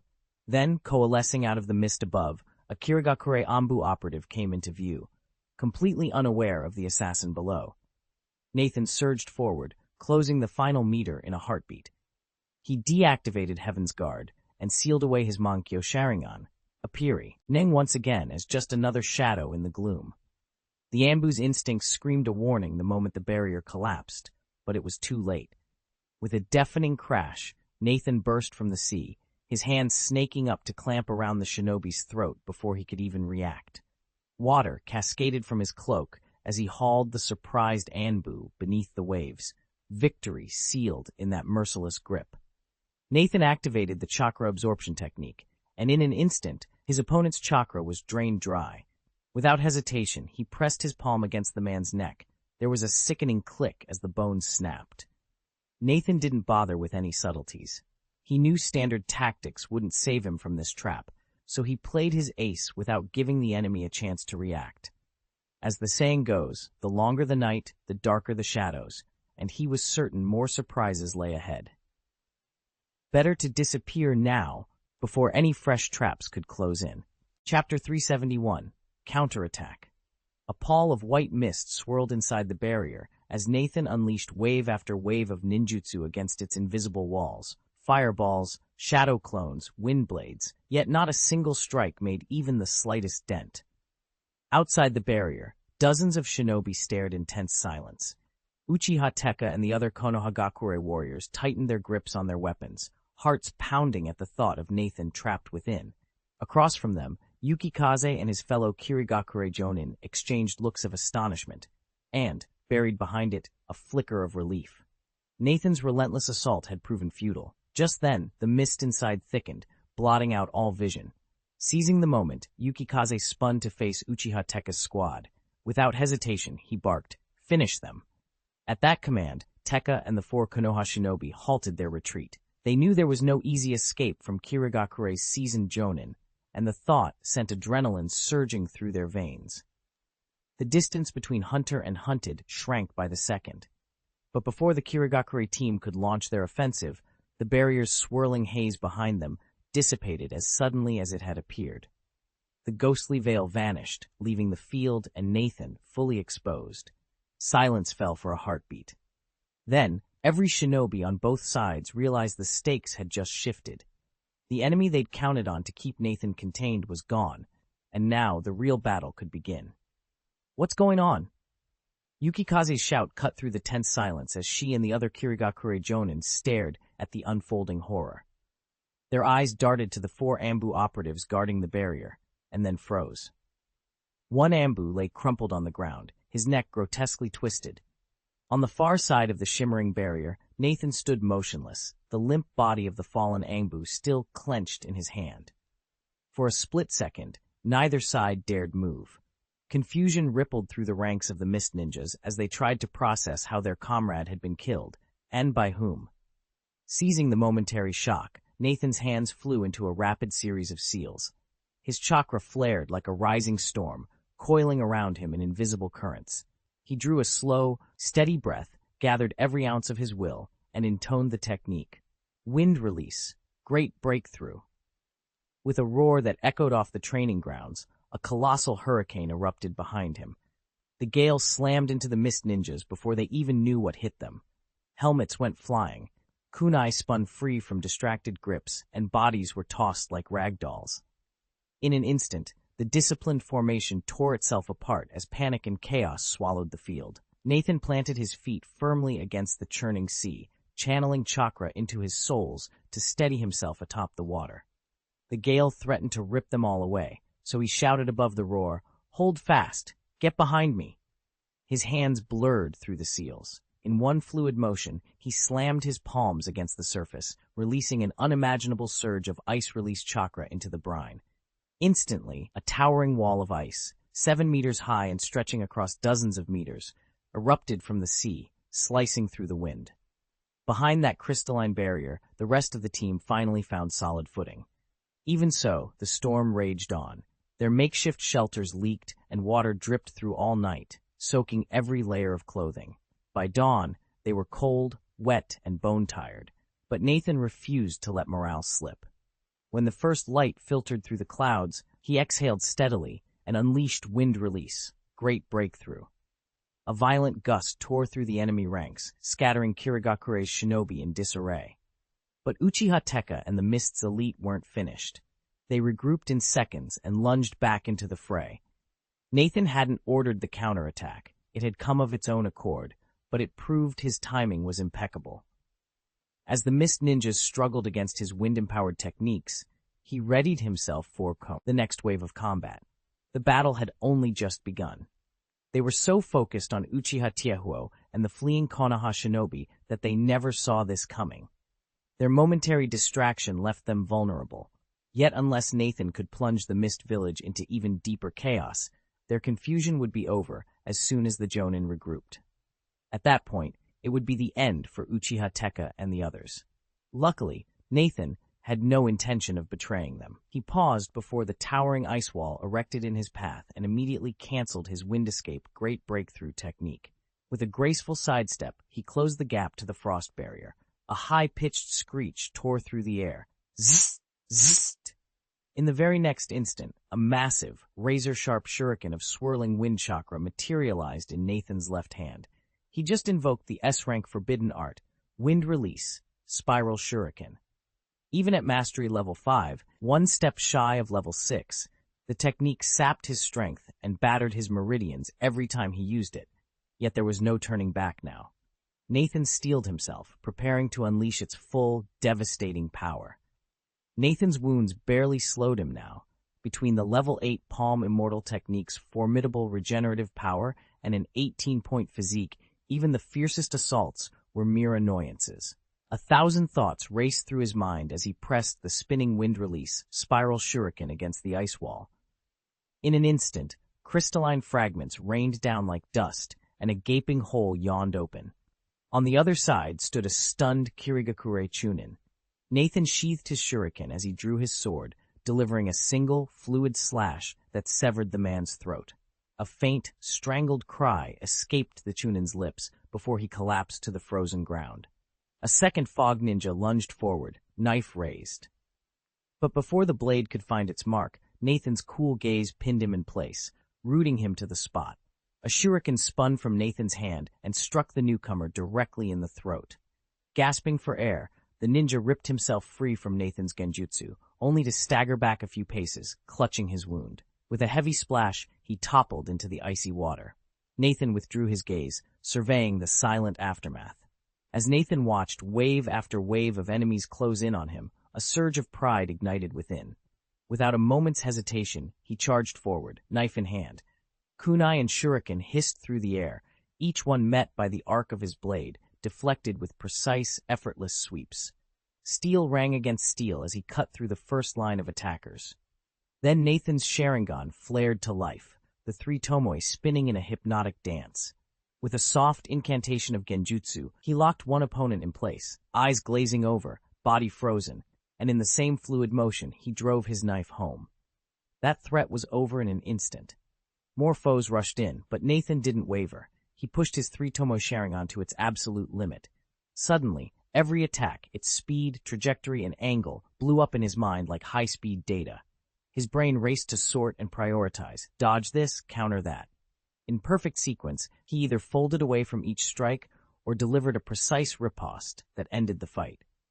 To an observer, Nathan moved like a flawless killing machine, devoid of fear or hesitation, every action dictated by the cold logic of a master warrior. Nathan moved through the ranks of the Mist Village Shinobi with chilling efficiency, as if he were gliding across empty air. The unnerving silence set every nerve on edge. At last, the specialist in auditory genjutsu could no longer tolerate his presence and unleashed a sweeping illusion jutsu. Nearly all the surrounding ninjas crumpled to the ground. Everyone, that is, except Nathan. He staggered just 2 steps before regaining his balance. As his vision cleared, Nathan replayed the moment in his mind. If this were some distant world of mysticism or martial epiphanies, he might have chalked it up to a sudden breakthrough. In truth, it was nothing more than him pushing his 3 Magatama Sharingan to its limit and suppressing his chakra signature to near invisibility. Sure, he'd sharpened his illusion blade technique in instant sword style while in that state, but only through deliberate practice could he replicate it. There was no spontaneous transcendence, no cosmic revelation. Still, watching the dazed mist ninjas strewn across the training field left him feeling more than a little irritated. Nathan's thoughts raced. That interruption had cost him precious proficiency, each point representing countless hours of time and energy. To reclaim what was lost, he had no choice. The intruder had to die. A pale green light blossomed around him, fusing his body and the long sword in his hand into a single lethal form. In an instant, he unleashed his signature instant sword technique. Nathan's silhouette fractured into multiple afterimages before vanishing altogether. With blinding speed, he darted past the onlookers, still disoriented by the lingering effects of the illusion, and appeared directly in front of the Kirigakure Jonin, blade poised and eyes aflame with determination. Chapter 372. Retreat. Phew. A pale flash raced along Nathan's blade as he unleashed his illusion sword technique. The Kirigakure Jonin standing before him, Hideo Mizuguchi, froze for the barest instant, eyes drawn to the blade's cold gleam. But Hideo was no stranger to deception. He snapped out of it, leaning back just in time. The long knife whistled past him, ruffling a few strands of his hair as it sliced through empty air. Nathan's breath hitched in surprise. He hadn't expected his illusion to dissipate so quickly. Still, he pressed the advantage. With a sharp twist of his wrist, he shifted the blade's trajectory from a diagonal slash to a lethal upward thrust, aiming straight for Hideo's neck. A sudden chill of danger shot down Hideo's spine. He flinched and ducked backward. It wasn't enough. The blade caught him across the chest, gouging a deep wound through fabric and flesh. Blood bloomed instantly, dark and warm, soaking his tunic. He let out a strangled groan, pain flaring white-hot, but forced himself upright. Clutching his side, Hideo ground his teeth and began forming hand seals, the ninjutsu he'd prepared as he dodged now ready to unleash. Determination blazed in his eyes, unbowed by the torrent of blood spilling at his feet. Nathan barely had time to react when Mizuguchi Hideo opened his mouth and unleashed a visible wave of sound that rippled outward at lightning speed. Standing closest to the attack, Nathan took the full brunt of it. Though the assault wasn't an illusion, its effect was just as disorienting. A blast of raw sonic energy slammed into the nerves of his inner ear, yanking away his balance and sending tremors through his legs. At the same time, a devastating ache blossomed inside his chest, as if some invisible sledgehammer had struck his organs, leaving him nauseous and gasping for breath. Resonance? A half-forgotten word from his days as a student flickered through Nathan's mind. He couldn't recall all the details, but one principle was clear. Every object has its own natural frequency. When an outside force oscillates at that same frequency, resonance occurs, and it's almost always destructive. Right now, Mizuguchi's sonic attack was matching the frequencies of Nathan's internal organs, amplifying the damage from the inside out. The pain seared through him, and he realized just how dangerous a weapon sound could become when wielded with precision. Nathan felt a surge of determination. Unlike his past life, when he could only endure attacks passively, this extraordinary world offered ways to fight back. With a single focused thought, his chakra flared to life, radiating an invisible force around him. The hostile sound waves that had pierced his body dissipated instantly beneath his will. Seizing the moment, Nathan's blade hummed as a streak of green light traced its arc. He activated his instant sword technique and stepped forward, closing the distance on Mizuguchi Hideo, who had retreated only a few paces. Hideo's eyes widened in alarm. Nathan didn't pause. He swung his blade again, this time channeling the illusion sword technique. An ethereal gleam danced along the edge of his knife. Hideo dared not look directly at Nathan or the weapon he wielded. He relied on sheer instinct to dodge, but instinct alone wasn't enough. Nathan's combat-honed reflexes and mastery of sword arts let him anticipate Hideo's movements. In one swift motion, he exploited an opening and drove his blade across Hideo's chest. Nathan withdrew his sword, breathing steadily as crimson blood seeped through Hideo's uniform. The clash was over. Nathan stood ready for whatever might come next, his resolve unwavering. Unlike the shallow cut from before, this time the blade had torn so deeply that bone was exposed. Blood gushed in a violent torrent, and Hideo Mizuguchi's aura instantly faltered. Seizing the moment, Nathan unleashed chakra from the soles of his feet, propelling himself forward at lightning speed. In a heartbeat, he stood beside his staggered opponent. He brought his long blade around in a single fluid arc. Wind escape chakra coursed along its edge, sharpening it to a razor's gleam. The blade slashed across Hideo's throat, leaving only a thin crimson line, but that was enough. Hideo froze, eyes widening as he stared at Nathan. He opened his mouth as if to speak, and managed only the word "you" before his head toppled from his shoulders. An eruption of blood leapt skyward in a fountain several meters high. Nathan watched impassively, his gaze drifting from the fallen body to the others who surrounded them. Though what had just transpired felt drawn out, it had in fact been over in the blink of an eye. Nathan watched as the mist shinobi around him finally shook off Mizuguchi Hideo's indiscriminate sonic illusion. They stared down at Hideo's fallen form, then at Nathan, standing a few paces away with his sword drawn. Rage contorted their faces. "Kill him!" someone barked. At that command, the shinobi lunged. Nathan didn't flinch. This chaos was exactly what he thrived on, perfect for his Sharingan and swordsmanship. He inhaled slowly, letting his mind slip back into the trance-like focus he'd touched moments before. Instantly, every movement around him sharpened into clarity. With surgical precision, he sliced through the first attacker's neck, and the head tumbled to the ground. Before the next could react, his blade was already at their throat. One by one, they fell. A few stubborn shinobi tried to cast ninjutsu or weave illusions for a surprise attack, but Nathan's Sharingan anticipated each trick. He met every spell with another swift swing of his long sword, leaving no openings. On a rocky ledge overhead, the Konoha ninjas who had stayed behind watched the carnage below in stunned silence. Enemy and ally alike were entangled in a brutal clash of steel and chakra, but at its center stood Nathan, calm and deadly, his blade raining silent death on all who dared cross his path. After a brief hesitation, Nathan and his companions leapt into the fray. Their arrival immediately eased the pressure on Uchiha Tihuo and the other frontline shinobi, and Konoha's offensive surged even more fiercely. Minute after minute passed. As dusk settled, half an hour had slipped away without anyone noticing. Then, from the distance, a deep horn blast rolled across the battlefield. It came from the Kirigakure battleship awaiting offshore. Instantly, the Fog Ninja awoke from their furious skirmish. They broke off their attacks, glanced toward the warship, and saw its prow already turning back toward them. Without a second thought, the Fog Ninja fell back. They put safe ground between themselves and the Konoha forces, then sprinted toward the beached vessel's gangplank. The Konoha shinobi, bloodied, exhausted, and still hungering for victory, stood watching. None of them intervened. Not out of mercy, but because they simply had no strength left to pursue. Though the clash had been relatively brief, its intensity rivaled any full-scale battle, and in many ways it had been even more brutal. Nathan surveyed the aftermath with a cold detachment. 200 Konoha shinobi had faced 400 from the hidden mist, and despite his sabotage of the enemy formation twice, and the sudden appearance of high-level mist operatives, the battle had ground to a halt.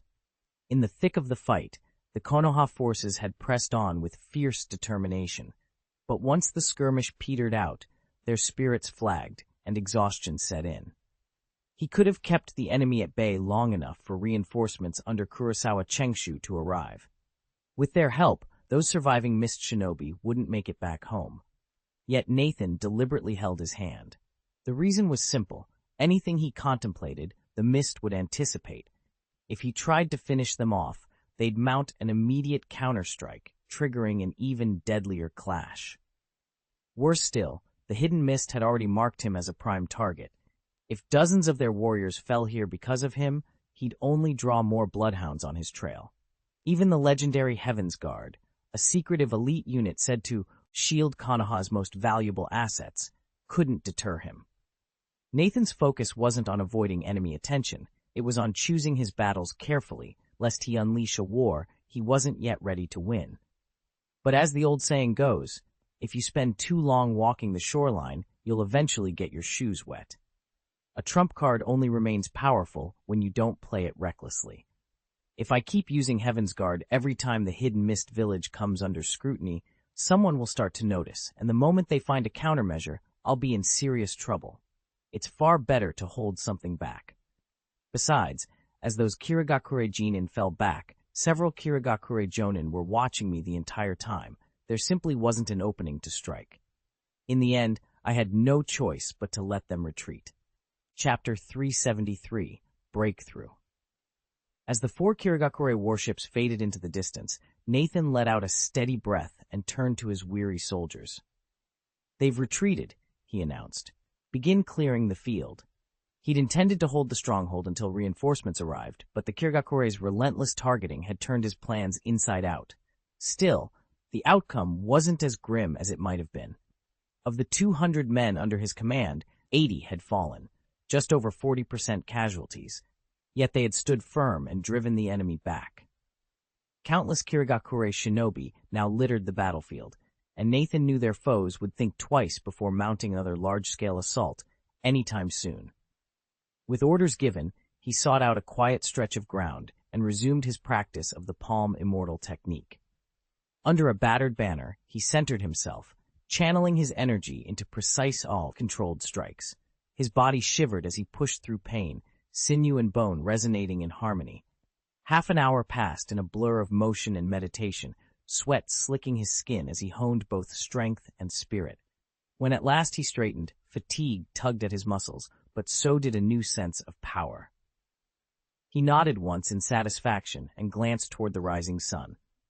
Reinforcements were due any moment. A squad of armed men appeared on the ridge, the support troops sent by Kurosawa Chengshu. Their banners fluttered boldly, but as they surveyed the aftermath, burned-out wrecks of siege engines, bodies strewn across the soil, they realized their aid had arrived after the storm. Nathan strode forward to meet them. "We've repelled the Kirigakure," he said quietly. "Thank you for coming, but the front is secure." The newcomers exchanged looks of astonishment and relief at the decisive victory already won. As Nathan began issuing new orders to set up camp and tend the wounded, he allowed himself a small, satisfied smile. They had faced near defeat and emerged triumphant. Now, with the immediate threat broken, he would be free to continue his personal breakthrough. It wasn't a wasted trip, not entirely. At least they'd sent reinforcements. 2 days passed in the blink of an eye. Just as Nathan had predicted, after the failed assault, the hidden mist village made no further large-scale attacks. Instead, they resorted to a flurry of small skirmishes along the frontier. Nathan had little patience for those hit-and-run encounters. He entrusted them all to his lieutenants and withdrew into his own training. That afternoon, on an open field just outside the fortress walls, Nathan brought his latest session of the Palm Immortal technique to a close. Noting that his allotted practice time was nearly up, he raised a hand to dispel his shadow clone technique.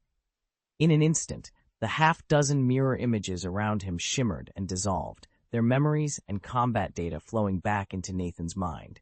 He closed his eyes and let the influx of impressions wash over him. The precise angles of each strike, the rhythm of his breathing, the subtle shifts of weight in every stance. Methodically, he sifted through these fresh insights, absorbing them into his technique. 15 minutes later, Nathan opened his eyes. A brilliant spark of understanding lit his gaze, and a triumphant smile curved his lips. He had reached a breakthrough, and he knew exactly how to build on it. After nearly 10 days of relentless training, Nathan finally saw his wind style, Rasen Shuriken, advance to the next tier. He opened his chakra interface and confirmed that the technique had jumped from level 5, 2,326 to 5,000 XP, to level 6, 110,000. Not only would this let him channel far more chakra into the Rasen Shuriken, dramatically boosting its power, but it also granted him a deeper grasp of wind style itself. Building on the insights he'd gained when he perfected wind style, Windblade just 4 days earlier, Nathan was now confident he could forge a true wind-based flying jutsu. He didn't hesitate. Forming the seal of subjugation with his hands, he activated the shadow clone technique. Bang! A swirl of chakra smoke revealed 9 identical Nathans standing ready. He sent 8 clones back to continue their regular drills and assigned the 9th clone to focus exclusively on developing the airborne ninjutsu. Nathan himself remained on the field as supervisor. There was no way he'd let such a crucial breakthrough happen without overseeing every step of the process. Nathan knew that developing new ninjutsu was dangerous, and he couldn't afford to let his Palm Fairy technique and Reflection Heart technique fall behind. So for now, he'd let his shadow clone handle the painstaking work of refining the flying ninjutsu. After all, he wasn't in any rush to master flight. Sooner or later, he'd stick the landing. 5 days passed in the blink of an eye. As Nathan suspected, inventing a brand new jutsu proved far more difficult than he'd imagined. In that short time, his shadow clone had overloaded and exploded hundreds of times from rogue chakra surges. Each failure drained his reserves, leaving him exhausted. Had it not been for the recent spate of mist ninja attacks, which forced him to patrol and discreetly siphon off their chakra, his progress on the rest of his techniques would already be suffering. Now, standing alone in the open training ground, Nathan felt a familiar memory flicker back into his mind. He exhaled, quickly reviewing the recollection and letting it settle in. Opening his skill panel, he confirmed that no new jutsu had unlocked. Undeterred, He formed the hand seals for shadow clone technique again and split off another duplicate. Together, they resumed the painstaking work of perfecting the flying ninjutsu. Compared to most shinobi, Nathan found the process almost effortless. Once you had the chakra under control, innovation came naturally. Success, Nathan reminded himself, meant little more than presenting a viable prototype that the proficiency panel would accept. Fine-tuning and improvements could come later. Even so, he had failed to meet that bar, and that failure spoke volumes about the challenge every shinobi faces when attempting to create a new ninjutsu. There must be countless reasons why a flying technique remained so elusive, but none could obscure one simple truth. Inventing a jutsu from scratch was no easy task. All he could do now was persevere, trial and error, mistake after mistake. He shook his head to clear the frustration and settled into a kneeling stance. Closing his eyes, he centered his breathing and began the reflection heart technique, pouring all his focus into advancing his Sharingan. Days of concentrated practice passed. Little by little, the evolution gauge in his mind climbed toward the 10,000 mark. His premonition whispered that once he pierced this barrier, his spiritual attribute would surge, and with it, his latent potential. From past breakthroughs, he knew exactly what would follow: faster chakra recovery. And with quicker chakra regeneration, every other skill he possessed would accelerate in turn. A faint determination lit Nathan's eyes. He would break through. He had to. Nathan's mind raced with anticipation as he delved into the mechanics of the Sharingan's evolution. Again and again, over 40 consecutive repetitions, he performed the reflection of the heart technique, pouring every ounce of focus into pushing his ocular power closer to its limit.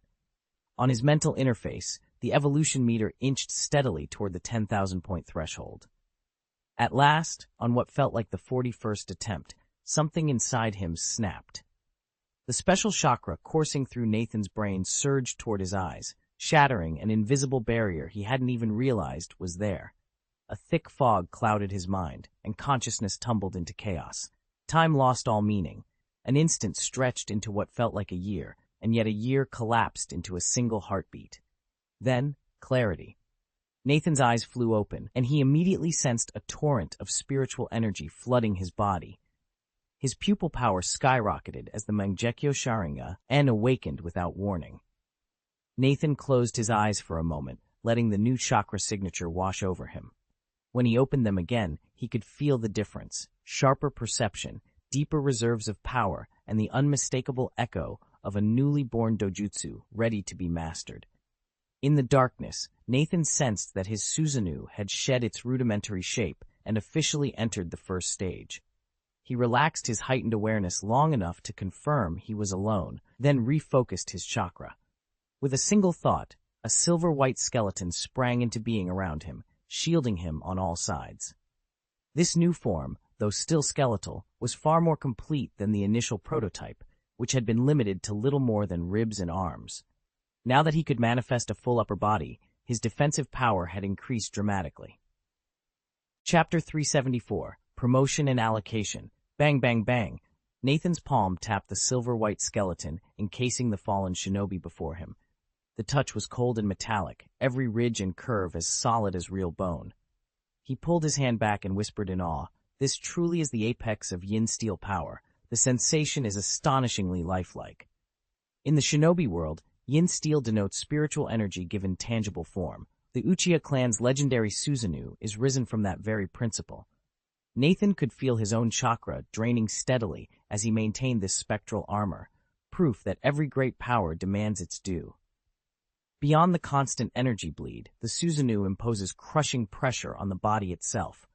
He recalled how, the first time Sasuke summoned it, he'd nearly crumbled under the agony. It wasn't just pain in isolated spots. It felt as if each cell were besieged by thousands of biting ants. Nathan, however, had endured countless battles. Years of relentless training had raised his pain threshold to extraordinary levels, and his physique was iron-bound. He didn't flinch, didn't even wince.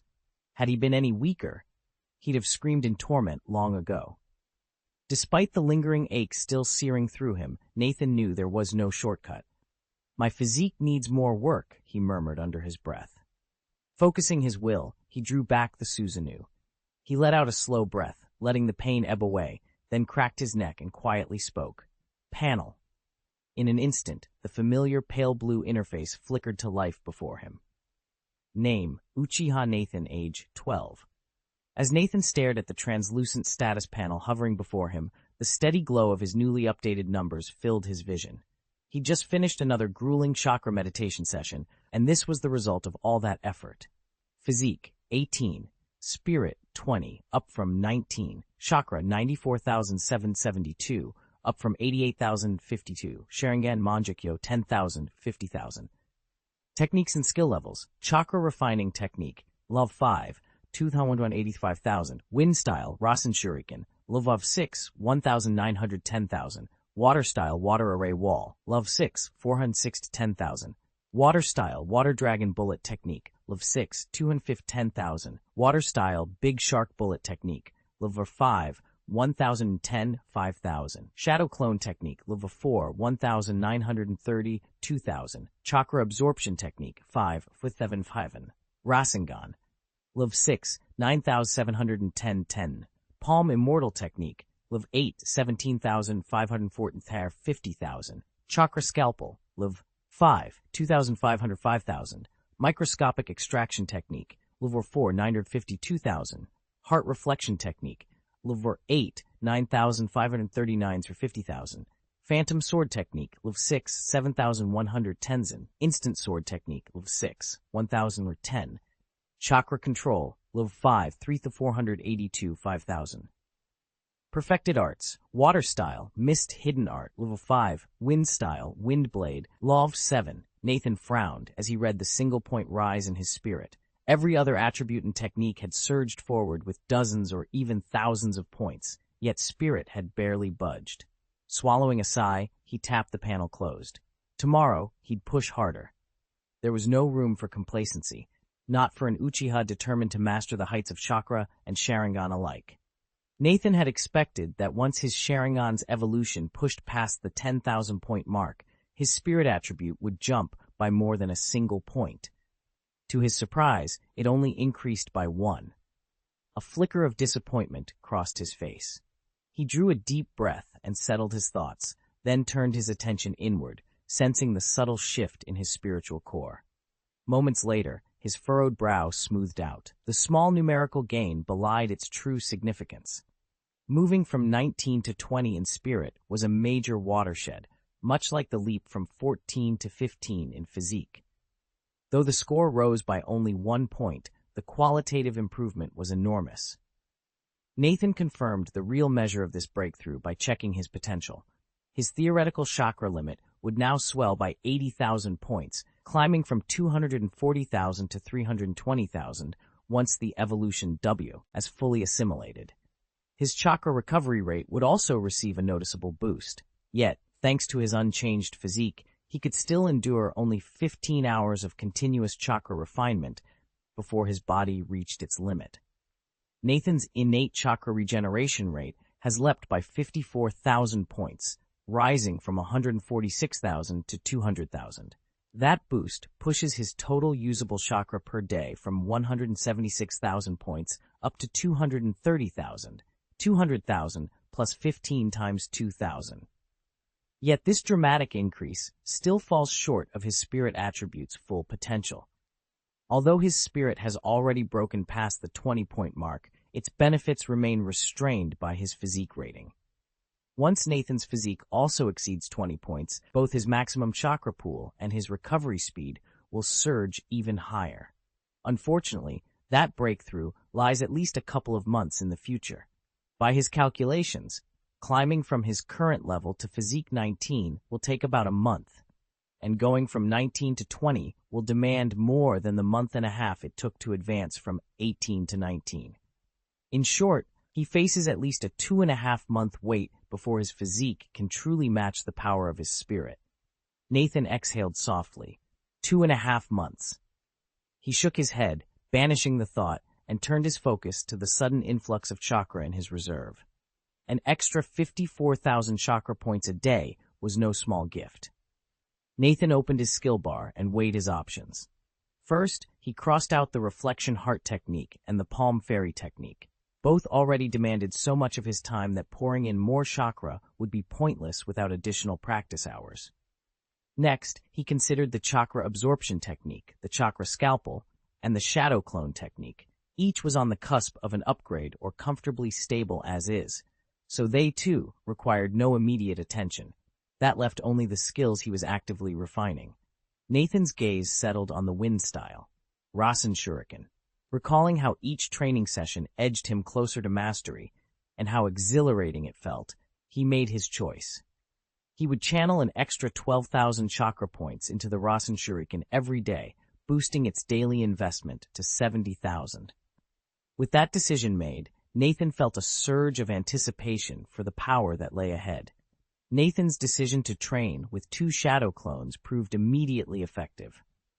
By splitting his focus, his skill proficiency shot up from 380 to 460 points per session. That left him with 42,000 chakra to allocate, and he already had a clear plan. First, he withdrew 20,000 chakra points and split them evenly between 2 water-style techniques, the Water Dragon Bullet and the Water Array Wall. With 10,000 chakra dedicated to each every day, their proficiency gains would double, rising from 115 to 230 points per session. Next on Nathan's list was the Rasengan. As his wind-style Rasen Shuriken grew more advanced, it placed increasingly stringent demands on the foundational Rasengan technique. To keep pace, he committed 15,000 chakra points to daily Rasengan practice. That investment would boost its proficiency gain from 110 to 270 points each day. Enough, in roughly 24 hours, to elevate Rasengan to level 7 and temporarily outpace his speed-style Rasen Shuriken once more. In turn, the improved Rasengan would feed back into even faster growth for the wind-style variant. With those decisions made, Nathan paused to tally his remaining chakra. Every point in his reserves now had a purpose, each allocation a step toward mastering the jutsu that would define his future. Nathan stared at the numbers on his skill panel. 54,000, 12,000 to 20,000 to 15,000 equals 7,000. With 7,000 chakra points remaining, he made up his mind. The Mist Ninjas had been more active lately, earning him extra chakra here and there, but their raids were still unpredictable. To master flying ninjutsu as quickly as possible, he'd dedicate all 7,000 points to its development. By investing a fixed amount of chakra every day, he could accelerate his progress and lock in those gains before his reserves fluctuated again. All of the additional chakra regen from his enhanced spiritual attribute had already been spent. Satisfied with his decision, Nathan closed the panel, centered himself, and began pouring chakra into the intricate hand seals and movements that would one day send him soaring through the sky. Chapter 375, Situation in Progress. Time flies, and before anyone realizes it, more than 2 weeks have slipped by. Now it's mid-August, and since the month began, the Hidden Mist Village's offensives have grown relentlessly more intense. Not only Eagle's Beak Cliff, the fort Nathan defends, but the entire northern defense line, as well as the central and southern sectors, have been hammered with ceaseless attacks. Fortifications have been breached, defensive positions torn apart, and Nathan himself has been dispatched repeatedly to reinforce crumbling outposts. Eagle's Beak is the weakest link on the front. If even Nathan is being moved around, you can imagine how desperate the situation has become. A crucial reason for this vulnerability is that Konoha's forces are fully committed to a decisive struggle with the Hidden Sand Village and simply can't spare troops here. The Hidden Mist Village has seized on this chance, hoping to smash through Konoha's defenses in one sweeping blow and push deep into Fire Country territory. Nathan surveyed the front lines with a mixture of frustration and resolve. Though the Hidden Mist Shinobi were fierce, their overall strength still fell short of breaching Konoha's defenses. The Leaf's earthwork fortifications had taken 2 to 3 years to complete, far from impenetrable perhaps, but certainly not toppled in a fortnight. As a result, the war had settled into a deadly stalemate. Konoha couldn't root out the Kirigakure forces, and Kirigakure couldn't smash through the defenses. Unable to mount a full-scale invasion, the Mist turned to guerrilla tactics. Small infiltration teams slipped past the outer walls, striking supply convoys along the inner perimeter.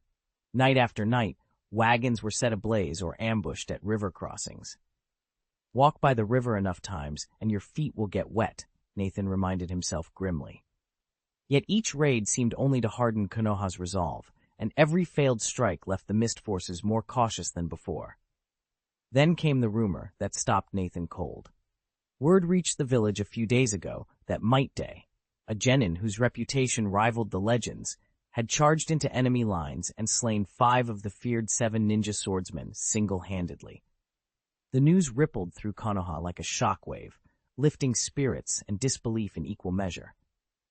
Nathan could hardly believe it himself, but one thing was clear: the balance of power might be shifting, and the next move in this long-drawn conflict would come with even higher stakes. Nathan had originally believed he'd slain Kuroki Raiga and Biwa Juzo, an outcome he never intended. Although both Raiga and Juzo did fall, the Hidden Mist Village immediately appointed 2 new sword-wielders, only for them to be cut down by Might Guy's 8 gates. Nathan sighed at the world's relentless inertia. Still, subtle differences had emerged. In the original timeline, 3 of the 7 ninja swordsmen survived: Kuroki Raiga, wielder of the Thunderblade Gate; Biwa Juzo, bearer of the Broken Blade Decapitation Blade; and the Pufferfish of the Hidden Mist, holder of the Long Blade Samahata. Now, only 2 remain: Samahata's Pufferfish and Kurushan Kushimaru, wielder of the Long Blade Sewing Needle, who'd fought Nathan before. These small changes proved significant. In fact, it was this very incident that halted the Hidden Mist's frenzied assault on the front lines. Lately, the battlefield has been eerily quiet. Nathan finally enjoyed a rare stretch of uninterrupted quiet, an opportunity to train without the constant pull of missions. Over the past few days, he'd kept up his practice, but one assignment after another had left him drained. Now, in this secluded forest clearing, he could devote himself entirely to his martial arts. He had just completed another cycle of the Reflection Heart technique when he summoned his Shadow Clone technique. In an instant, the dozen or so clones circling him, each drilling a different move, dissolved into puffs of chakra smoke. At the same moment, a torrent of experience in memory surged into Nathan's mind.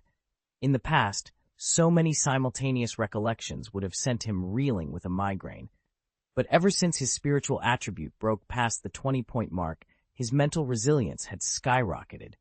He simply closed his eyes, sifting through the flood of data, converting every recollection into refined skill and weaving it deep into his subconscious. Minutes slipped by in this trance of absorption.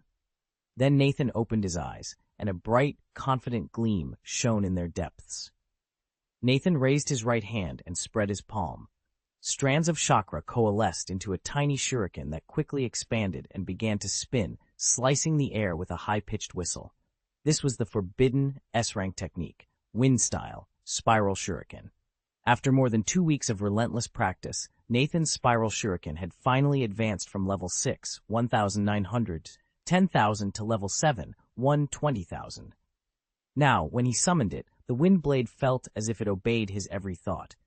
Encouraged, Nathan willed the shuriken to launch, but despite several tries, it stubbornly remained in his palm. Frustration tugged at him as he let out a weary sigh. "Not yet," he muttered.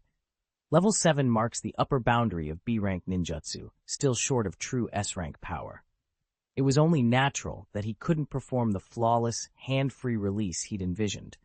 Even so, this milestone wasn't a failure. His control over wind chakra had deepened in ways he couldn't have predicted. Nathan was convinced that given a little more time and practice, he'd soon master the flying ninjutsu he'd been striving for. More than half a month had passed, and Nathan still hadn't cracked the flying ninjutsu. It proved far more difficult than he'd ever imagined. But after today's session, it would finally be within reach. He cleared his mind and reviewed his other skills in the status panel. In the last 2 weeks, alongside his progress on Wind-style Rasen Shuriken, 5 of his jutsu had each climbed a rank: Shadow Clone Technique, Chakra Absorption Technique, Rasengan, Chakra Scalpel, and Minor Wound Extraction. Shadow Clone Technique saw the biggest jump, moving from level 4, 1,932,000 XP, to level 5, 385, 5,000 XP. Now he could produce up to 20 clones instead of 15, and each clone's chakra cost dropped from 7 points to 6. A single point saving might seem minor, but multiplied across dozens of clones, the chakra conserved would be significant. Nathan's mastery of the shadow clone technique had reached a new plateau, and with each increase in rank, the clones he produced grew noticeably more stable. Now, instead of unraveling after only a few minutes, they could sustain extended training sessions, an invaluable improvement for his development of flying ninjutsu. Admittedly, the clones still refreshed only once per hour, but with far fewer runaway chakra explosions, Nathan found himself conserving vast reserves of energy and progressing at a much faster pace. He shifted his attention to the other techniques he'd been refining in the wake of his recent battles, the chakra absorption technique and the chakra scalpel. Usage of both had climbed steadily, propelling their levels upward. Most strikingly, the chakra absorption technique had jumped from level 5, 4,700 or 5,000 points, to level 6, 250 or 10,000 points, boosting its absorption rate once again.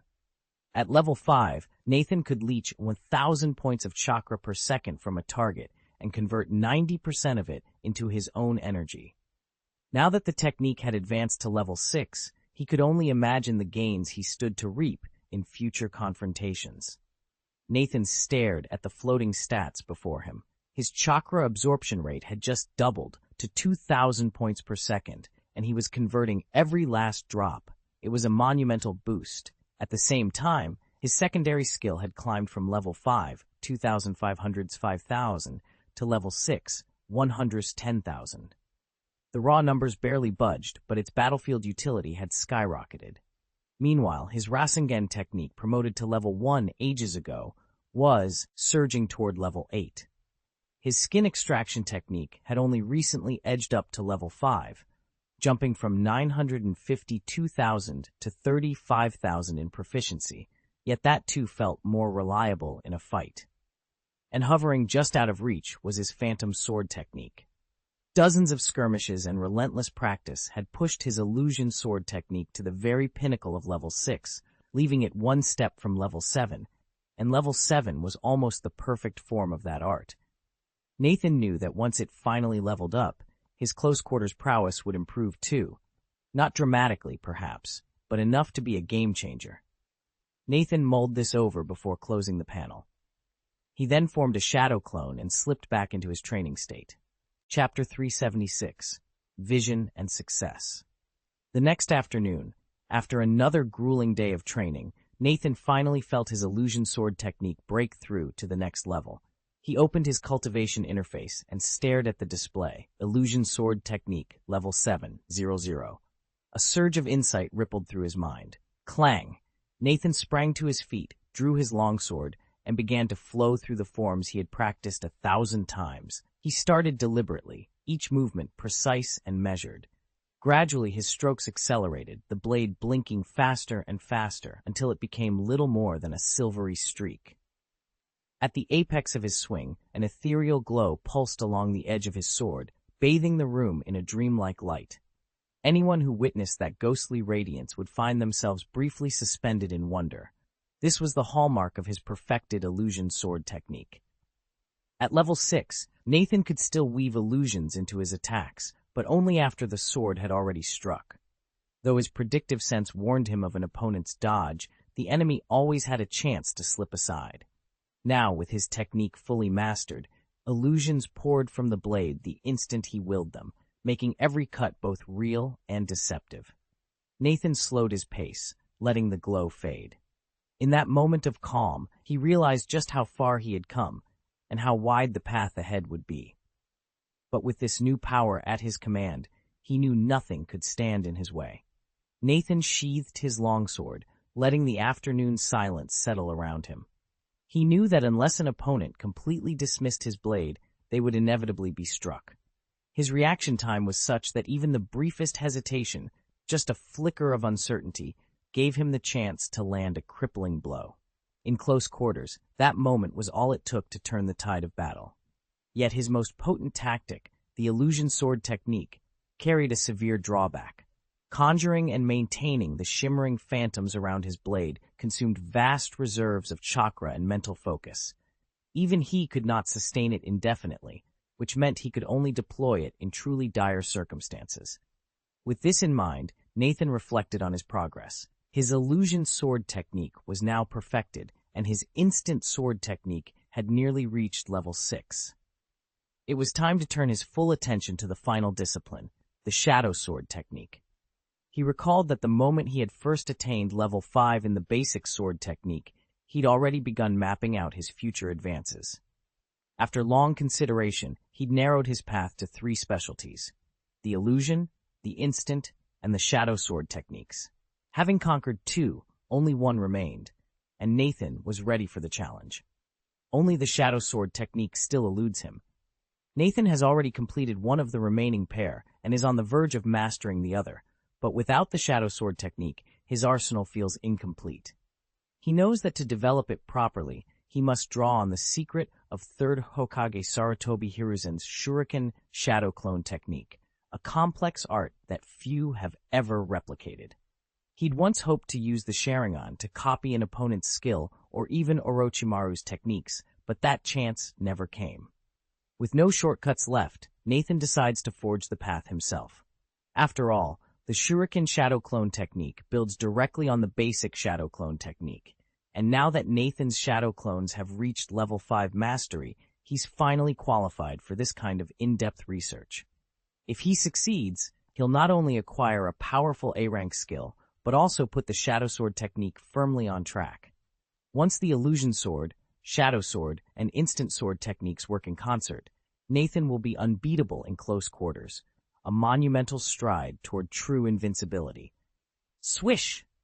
Nathan wiped the drool from the corner of his mouth, then folded his hands into the Ren seal and invoked Shadow Clone technique once more. In an instant, a low of chakra smoke erupted, spawning 8 identical clones across the training ground. He instructed 7 of them to resume the previous drills, while the 8th studied the Shuriken Shadow Clone technique. A week later, as dusk settled over the churning waters off Eagle's Beak Cliff, Nathan hovered in midair. 2 translucent wings of pale blue chakra, each nearly 2 meters long, unfurled from his back, buoying him above the sea like a fledgling testing its wings. He opened his ninja tool panel and discovered a new skill entry: Wind Style, Wings of Wind, Level 0, 100. After nearly a month of relentless experimentation, he had finally crafted a flying ninjutsu. The ethereal wings were its visible proof. Yet because he hadn't fully mastered the technique's secrets, the jutsu only let him hover in place. Any other shinobi would dismiss such a half measure, but for Nathan, it was an indispensable first step. Nathan allowed himself a small smile. This round could count as a success. The system had registered his new technique. All that remained was to keep refining it until its effects matched his exact intentions. Stealing his focus, he unleashed the jutsu, Wind Style, Wings of Wind. Almost at once, the ethereal wings sprouting from his back dissolved, and he began to fall toward the sea below. Before he could crash into the waves, Nathan formed the necessary hand seals, the Ren seal followed by the sequence for the Shadow Clone technique. In an instant, 20 identical Nathans appeared around him. "Let's begin," he told them, voice steady. Without a word, each clone molded chakra through their seals and manifested pairs of wind wings. A gentle breeze swept beneath them, lifting every clone into the air. Nathan himself sprang upward on his own wind wings, hovering above the surface. There, he carefully monitored every subtle shift in the jutsu's flow. Minute after minute passed as he tested adjustments, determined to master Wind Style, Wings of Wind. Nathan and his 20 shadow clones drifted through the air, rising and falling in perfect unison. Every so often they paused mid-flight, as if to gather their thoughts. At first, each clone moved exactly like the others, but as minutes passed, small variations crept in. By the 30-minute mark, every figure in the sky was performing uniquely. In that instant, Nathan released the Shadow Clone technique. An overwhelming tide of practice experience and memories flooded his mind all at once. He fought to digest it, integrating every detail until the technique's proficiency gauge on his panel leapt upward. With that newfound insight, he grasped a deeper understanding of Wind Style, Wind Wings. A moment later, he opened his eyes and whispered to himself, "Let's go again." He reaffirmed the hand seals, and with a soft roar, The shadow clone technique summoned another 20 echoes of himself. Without missing a beat, the entire group launched into another round of training, refining their mastery of wind wings. Soon they ascended once more, but this time their movements were feather-light, soaring through the sky like birds. Before today, Nathan had never unleashed the technique at full power. Now that he'd broken through its hidden limitations, he could finally feel its true potential unfurling beneath him. Nathan couldn't spawn 1,000 shadow clones like Naruto to multiply his training speed 1,000-fold, but thanks to his proficiency panel's signature perk, Master It Once, Master It Always, he wasn't lagging behind. To make the most of this advantage, he settled on a disciplined routine. Every 30 minutes, he'd dispel his clones, take stock of what he'd learned, convert those lessons into permanent proficiency, then reform his clones and keep improving. By sunset, just 2 hours later, he'd fully mastered wind style, wind wings. Yet he didn't stop at simple levitation. After walking backward to gauge his balance, he channeled his chakra more precisely, boosting the wing's thrust. Now he could not only hover in midair, but also propel himself forward, cover in real distance on the wind. Chapter 377, Flight and Arrangement. Nathan lifted his hands and went through the seals with practiced precision, drawing chakra through every fiber of his being. Then, with a focused exhalation, he unleashed his ninjutsu, wind style, wings of wind. In an instant, a pair of translucent cerulean wings unfurled from his back. Since his promotion to level 1 and entry into the gate, Nathan's chakra wings had undergone significant refinements. Their span had contracted from nearly 2 meters to about 1.5, but although smaller, they pulsed with far greater power. At his command, a steady torrent of wind chakra surged through the wings, buoying him off the sea's surface. As the currents of energy pumped outward, Nathan rose higher and higher until the ocean became a patchwork of blue far below. He hovered over the very spot where Eagle's Beak Cliff lay, its sharp promontory dwindling in the distance. A sudden pang struck his chest, the reflex anxiety of someone born to solid ground now suspended in the sky, acrophobia in its purest form. Yet he quelled the tremor, tightened his focus, and prepared to press onward.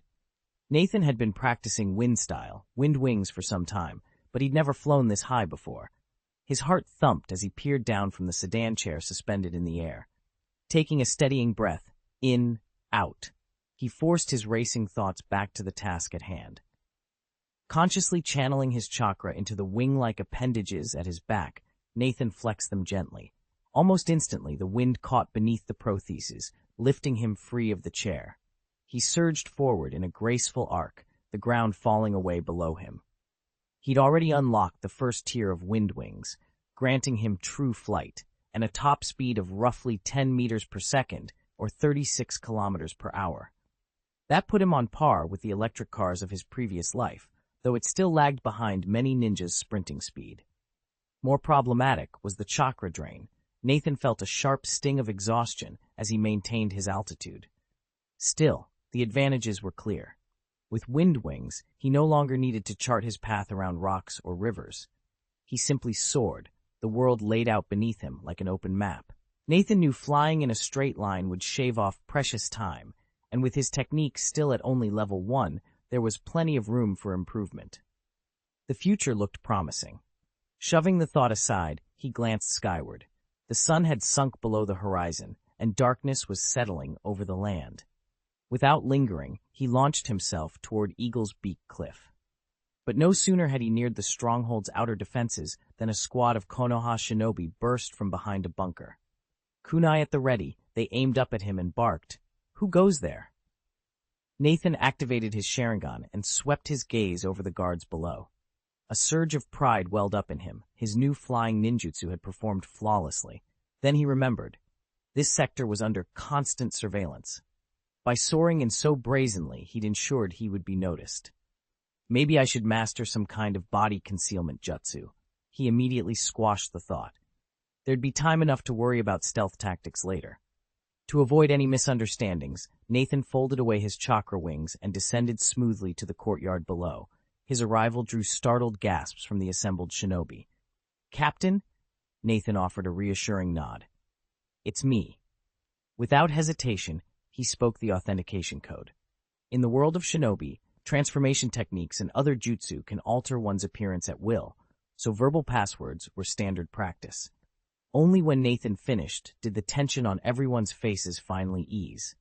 A young Uchiha Shinobi, his dark eyes flicking to the faint glow where Nathan's wings had been, stepped forward. "Captain, did you succeed?" Nathan met his gaze with quiet confidence.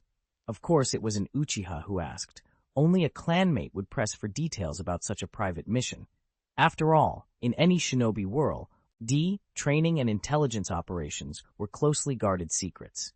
Nathan's attempt to develop flying ninjutsu hadn't remained as secret as he'd hoped. Whispers about it drifted through the base. Yet most people dared not pry. Only those from his own clan or his closest friends felt bold enough to ask outright. Maybe it was the thrill of his progress that kept Nathan in high spirits. He simply nodded in acknowledgement and strode away. "Captain, when will you teach me that technique?" called Uchiha Hegwang from a few paces behind, jealousy coloring his tone. A few others snorted. "Don't delude yourself, Hegwang," one jeered. "Nathan's a genuine genius, nothing like the rest of us." "Sure, you share the Uchiha name, but that's as far as it goes," another chimed in, grinning. Hegwang's cheeks flushed. His jaw clenched and he shot back defiantly. "Just you wait. One day I'll outshine him, and then you'll see what I'm capable of." The group erupted in laughter, certain he never would. Unaware of their mockery, Nathan had already vanished around the corner, his mind occupied by the next breakthrough. Once his answer satisfied Uchiha Hegwang, Nathan folded away his chakra wings and set off for home. The momentum of flight faded behind him as he landed on familiar rooftops, the moonlight guiding him back to his modest lodging.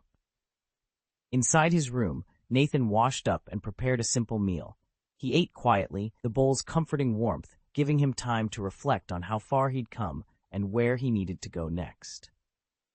Mastering wind release, Wind Wings had elevated his control over wind chakra to an entirely new level. Now it was time to turn that momentum into a concrete plan for future growth. Nathan outlined 3 clear goals. 1. Develop the telepathy secret technique. He would master silent communication between his true self and his shadow clones, ensuring split-second coordination in battle. Number 2. Advance his shadow clone methods. Drawing on the foundations of the basic shadow clone technique, he aimed to invent 2 powerful variants. A. Shadow sword technique, a clone formation that could combine their forged blades into a single devastating strike. B. Shuriken shadow clone technique, enabling him to launch multiple shuriken through his clones, creating an unbreakable barrage. 3. Cultivate a new chakra nature, earth release. Having already honed wind chakra, Nathan believed he was ready to awaken a 4th elemental attribute. He would contact his clan and request rare scrolls and books on earth release theory and practice. As Nathan plotted out his schedule, training sessions, study periods, and communication drills, he felt a familiar thrill.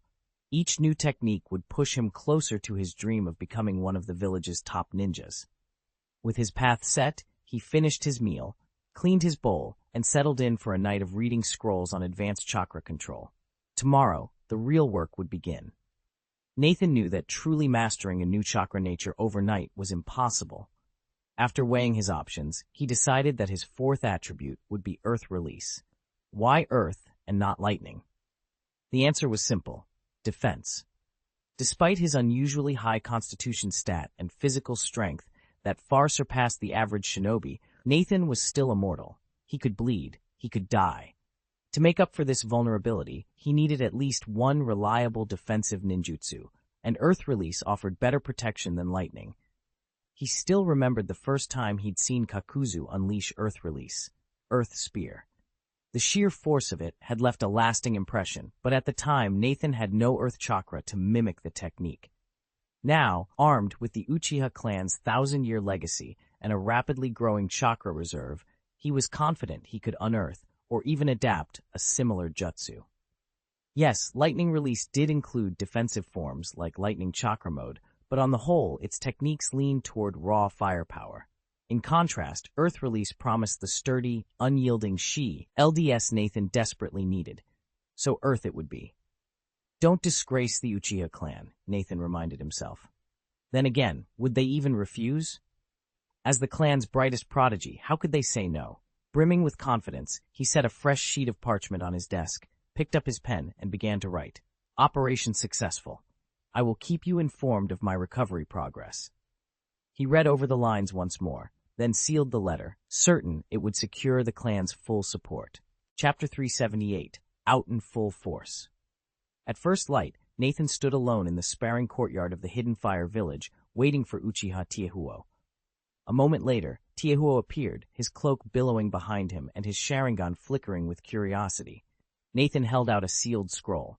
This is for Elder Huoshuan. I need you to deliver it. Tiehuo studied the seal.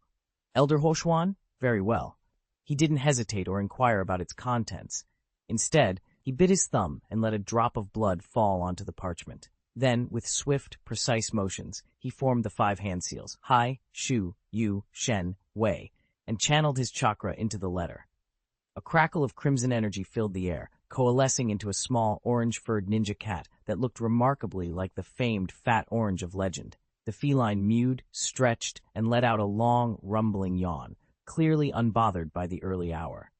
Tiehuo crouched before the summoning, ruffling the cat's ears. Xiaoju, I need your help. Take this letter straight to Elder Huoshuan at the Fire Temple. No detours, no delays. The cat blinked once, then let out an emphatic meow. With a graceful leap, it landed on Tiehuo's shoulder and vanished in a swirl of red smoke, leaving only a faint scent of embers behind. Nathan watched the dissipating chakra mist for a long moment before turning toward the training hall. The first piece of his plan was in motion. Now there was no turning back. Help me get this to Elder Huoshuan, Nathan said, pressing the rolled parchment between his fingers and nudging it into the orange cat's mouth. The cat gave him a resigned sideways glance, yawned, and reluctantly swallowed the letter before vanishing in a swirl of dust. Uchiha Tiehuo stood and brushed off his hands. Don't worry, Nathan. Xiaoju can deliver it within a day. Nathan simply nodded. After a few more words of parting, the two went their separate ways. Tiehuo headed off on his errands, while Nathan made his way to the mess hall for a quick breakfast. Village life in Hidden Mist had been busier than ever, and every spare moment was precious. Fueled by a bowl of rice and dried fish, Nathan slipped into the forest behind the base. He summoned several shadow clones and dove into his training routine. Between the rustling leaves and fading light, he perfected chakra control, honed his striking techniques, and refined new jutsu variations. 2 days later, as the sun dipped below the treetops, Nathan concluded another grueling session. One by one, his shadow clones melted back into his form. He closed his eyes, centered his breathing, and measured his progress. After channeling a full 7,000 chakra points, the same energy he had invested in developing his flying ninjutsu, he found that his mastery had leapt from level 1, 7,200, to level 2, 35,500. A small, triumphant smile touched his lips. Even in the restless bustle of Hidden Mist Village, he was still moving forward. And that was all that mattered. Nathan felt a surge of exhilaration as he ascended to level 2. The change in his wind style, Wind Wings, was already unmistakable. The most striking upgrade was speed. Where he'd once topped out at 10 meters per second, he now cut through the air at 20, over 70 kilometers per hour. Yet his chakra reserves barely noticed the difference. If flying at 36 kilometers per hour had been sustainable, doubling that pace with only a marginal increase in chakra drain was nothing short of remarkable.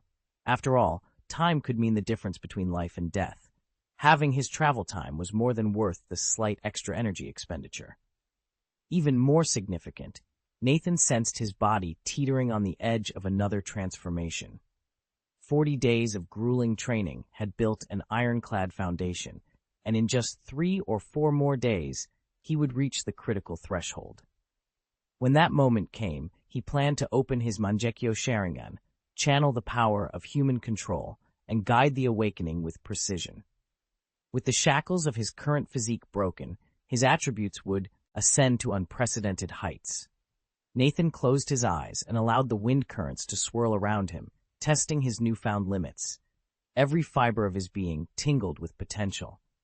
He knew the breakthrough awaited just beyond the horizon, and with it, a level of power he had only dared to imagine. Nathan had resolved to conserve every ounce of chakra, so he could eventually master the heart-opening secret technique and the shuriken shadow clone technique. With his reserves stretched thin, the past 2 days had been devoted entirely to theoretical study, no actual practice at all. He reminded himself that his body was on the verge of a transformation that would accelerate chakra recovery.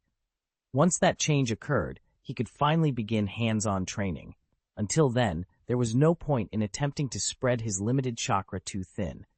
Satisfied with this plan, Nathan rose from his simple camp in the woods and made his way toward the cliff-top fortress.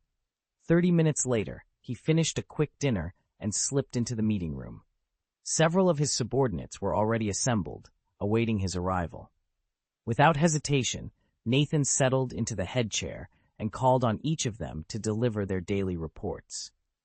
Nathan had delegated virtually every responsibility to his subordinates, yet he still sat through their daily briefings to stay fully up to speed on the stronghold's status.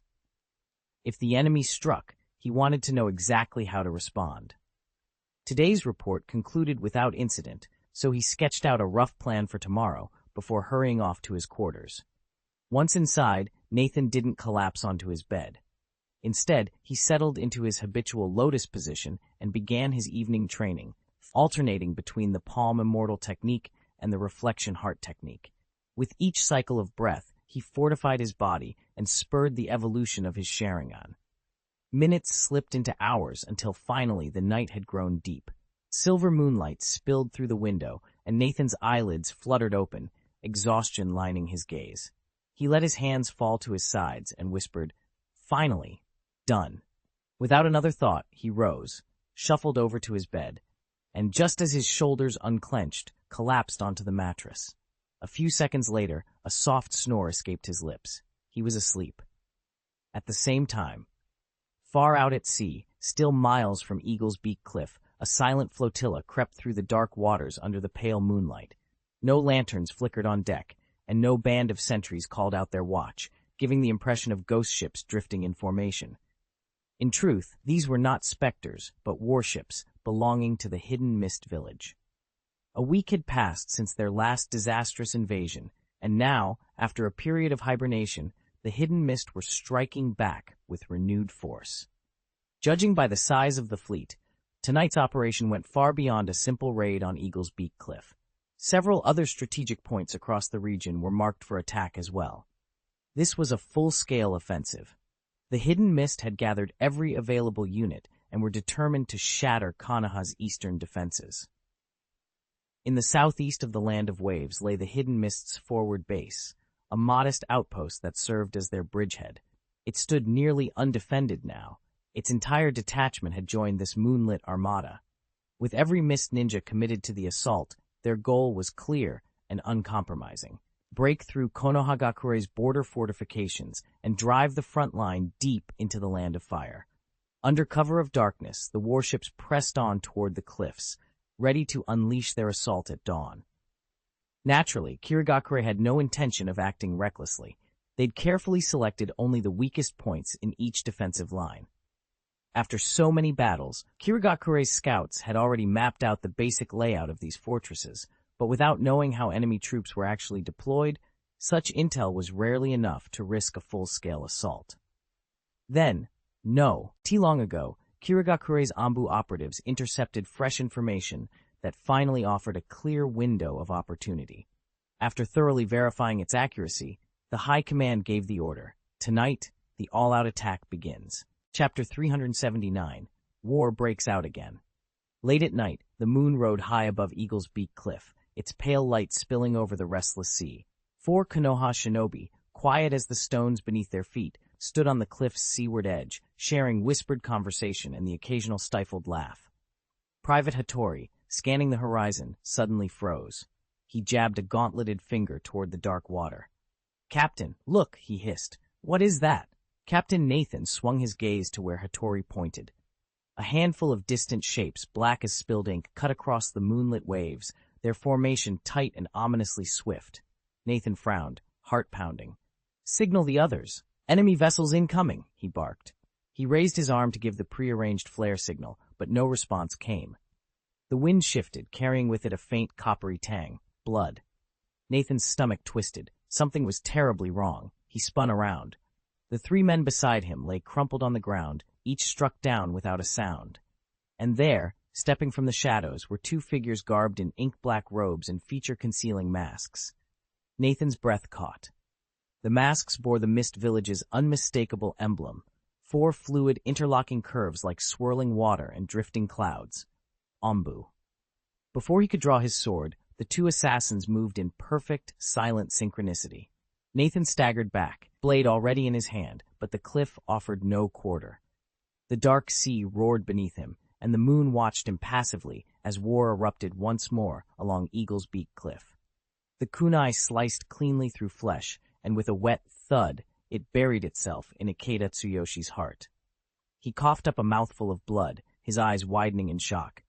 He tried to cry out a warning, but before a single sound could escape his lips, a second kunai flashed, and his throat was cut so swiftly that not even a whisper remained.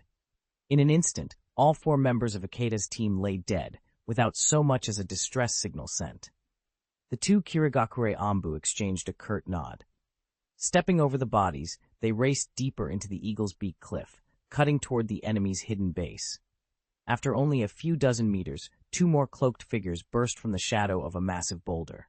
These two were Kirigakure Ambu, silent, masked, and deadly. The lead operative, blade still dripping with blood, spoke in a low, rasping voice. "Report."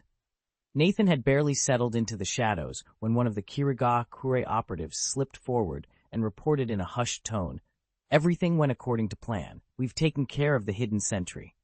He nodded, eyes drifting back toward the perimeter. The four guards stationed in plain view were only half of Konoha's security detail. Another squad lay concealed, tasked with monitoring every approach. Under normal circumstances, that two-tiered system, visible patrols up front and covert watchers behind the scenes, would have raised the alarm at the first sign of trouble. But tonight was different. Kirigakure had sent its elite Ambu agents, warriors whose skill and speed far outmatched either of Konoha's sentry teams. Striking without warning, they disabled both the overt guards and the hidden squad before anyone could react. To make matters worse, Konoha's recent quiet meant their shinobi had grown complacent. A breach that once would have been foiled in seconds now unfolded without a sound. "Understood," Nathan replied softly. Once he saw confirmation that both the light and dark sentries were neutralized, the Ambu vanished back into the night, melting into the surrounding foliage. There they would lie in wait for the rest of their comrades to arrive, ready to press the attack and catch Konoha completely off guard. Their objective had been simple: make sure no sign of Kirigakure's main force ever reached Konoha's ears. Now that the mission was complete, they would refrain from taking any unnecessary risks. Their plan had worked perfectly.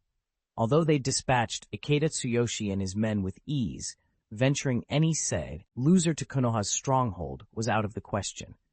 The closer they got, the tighter the Leaf's security would become, and one misstep would tip them off immediately. Fortunately, these operatives were the elite of Kirigakure's Anbu, veterans of countless covert assignments, and they knew better than to overreach. As a result, Konoha remained blissfully unaware of their presence, exactly as intended. Inside a small, sparsely furnished room, Nathan lay sprawled across a narrow cot, breathing deeply in sleep. Without warning, a high-pitched whistle cut through the stillness. Nathan's eyelids snapped open. His Sharingan, 3 Magatama glowing red, flared to life in an instant. Instinctively, he yanked the sword scabbard from its stand and vaulted to his feet. Before he could draw his blade, a thunderous explosion rocked the building. The force of it slammed into Nathan's eardrums, rattling every bone in his body. Dust and debris rained down around him as the world tilted on its axis. Nathan steadied himself, heart pounding. The mission might have been over, at least that's what he and his team had thought. But this blast spelled only one thing: trouble. And now more than ever, he needed to be ready. Nathan felt the ground shudder beneath him, the unmistakable aftershock of a detonating talisman. Moments later, shouts and the clash of steel erupted around the stronghold's walls. "Mist hidden?" he murmured. Stepping outside, Nathan shed his sensory cloak and was immediately flooded by hundreds of unfamiliar chakra signatures. He vaulted onto the ramparts and counted at least 500 to 600 Kirigakure shinobi massing below. The defenders on patrol were already faltering, forced into a reluctant retreat. Without hesitation, Nathan wove a rapid series of hand seals. A chill wind spiraled around him as he invoked wind release, vacuum wings. Updrafts unfurled like ethereal sails, lifting him above the battle. He hurtled over the din of clashing weapons, threading between friend and foe to strike at the rear of the enemy formation. Below him, the Kirigakure ninja were still scrambling to organize. Sealing his hands once more, Nathan summoned the heat of his chakra and unleashed fire release, great fireball technique. A colossal blaze roared to life in his palms before launching as a searing sphere of flame. It cut through the mist-shrouded ranks, illuminating the battlefield in a fierce, unyielding light and heralding the fight that was only just beginning. Nathan expelled a small fireball from his mouth, no larger than his fist, but it swelled in midair until it became a blazing sphere 4 or 5 meters across. He hurled it down at the Kirigakure troops. As rolling waves of heat descended, a young Kirigakure genin looked up in alarm and whispered, "What is that?" With a deafening boom, the colossal fireball slammed into their ranks and detonated. The clearing instantly transformed into a sea of flame, and dozens of Kirigakure shinobi were swallowed by the inferno. Their agonized screams cut through the roar of the blast as they writhed in the fire like tortured spirits. For a moment, the surviving troops froze in horror at the hellish spectacle. Nathan paid no heed to their reaction. His mission was clear: buy as much time as possible. Every second he delayed the enemy advance gave the Konoha ninjas inside the stronghold a better chance to organize a defense. If he failed, the entire position would fall. And Nathan had no intention of letting that happen. Nathan wheeled around, his gaze sweeping over the crowded formation below. With a swift series of hand seals, he invoked his ninjutsu once more. Fire style, dragon fire technique. A blaze roared from his mouth, coalescing into a sinuous fire drake that tore into the ranks of the mist ninja. Agonized cries rose up, but Nathan paid them no heed. Spreading the chakra wings at his back, he vaulted through the air, already plotting his next strike. "Fire escape, dragon fire technique," he murmured, and a second fiery dragon burst forth, carving a path through the enemy lines. Again, muffled screams followed as the inferno subsided. Unconcerned with the immediate carnage, Nathan continued to sweep across the battlefield, launching jutsu, then darting off before any counterattack could form.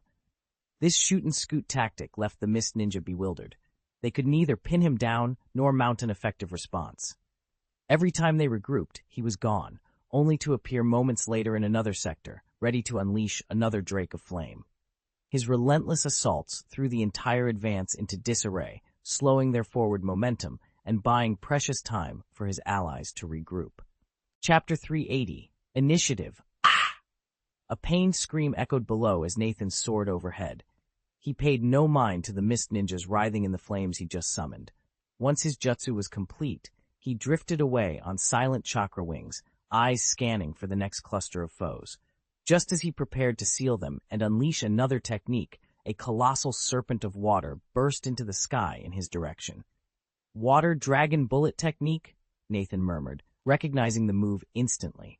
He turned his gaze toward its source and caught sight of Mei Terumi, her long reddish-brown hair flowing over a flowing blue dress as she stood firm, chakra coiling around her. With calm precision, Nathan flexed the chakra wings unfurling behind him and angled himself aside. The roaring water dragon curved past him harmlessly. Seizing the moment, he formed a quick hand seal and unleashed his most refined assault. Wind style, wind blade. The razor-sharp gale he'd perfected sliced through the air with unprecedented force, ready to cut down any who dared stand in his path. Nathan's chakra flared, instantly forging a wind blade over 30 feet long. With a single thought, it sliced down toward Terumi Mei. A shiver ran through her. She dove aside, but her fellow mist shinobi weren't so fortunate. One was bisected by the blade, his life snuffed out in an instant. 2 others cried out in agony, grievously wounded and missing limbs. Unfazed, Nathan shaped another hand seal, ready to launch a second jutsu. Suddenly, a fine rain began to fall. At first, the droplets felt harmless against his skin, but where they touched the ethereal wings behind him, they sapped his chakra, throwing his balance off. Nathan frowned. There was something strange about this rain.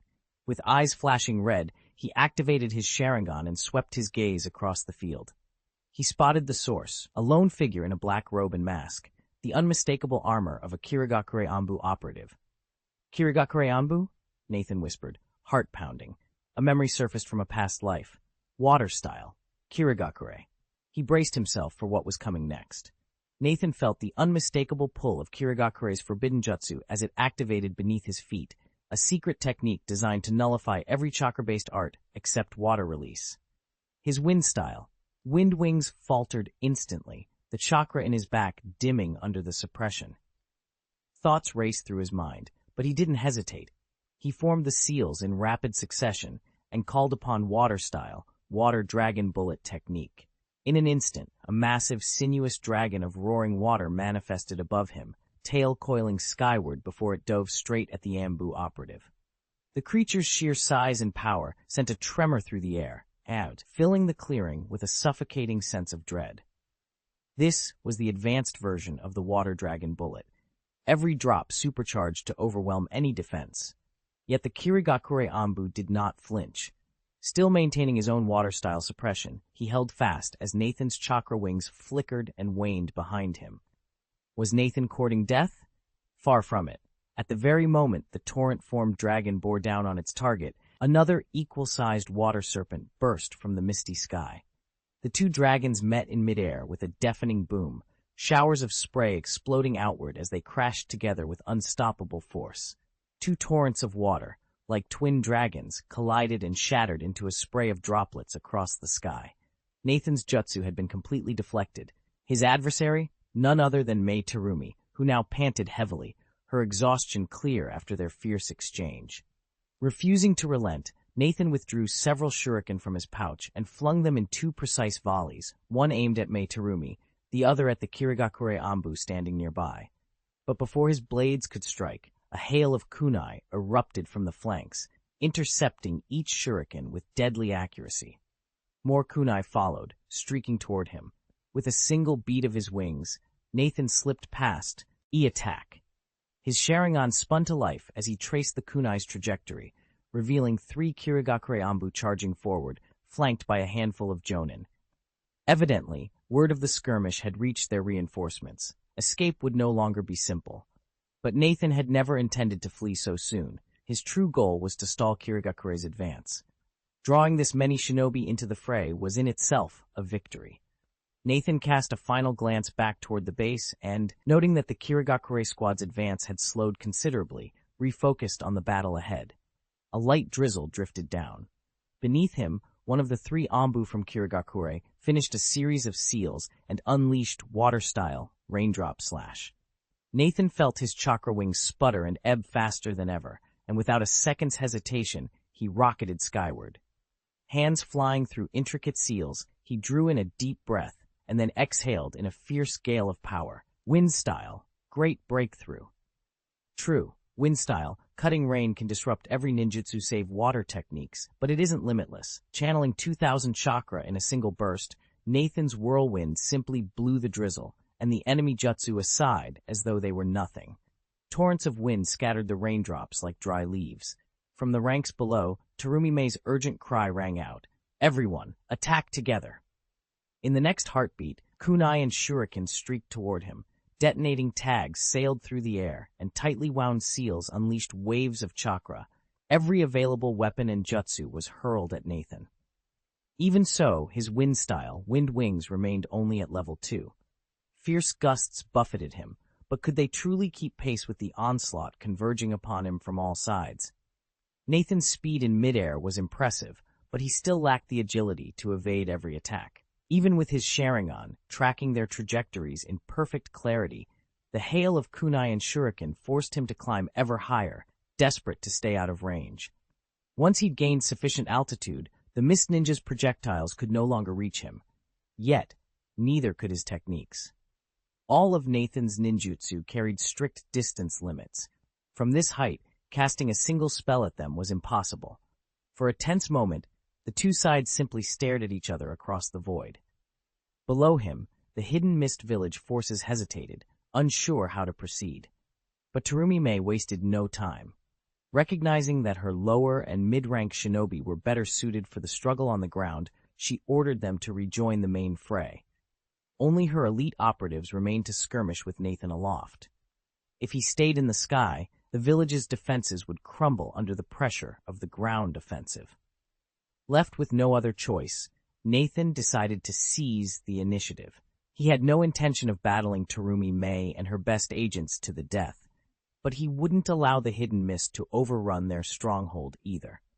Drawing a steady breath, he began to descend into the fray once more, ready to turn the tide on his own terms. Nathan didn't really need to worry about these shinobi. His raw strength was more than enough to handle them.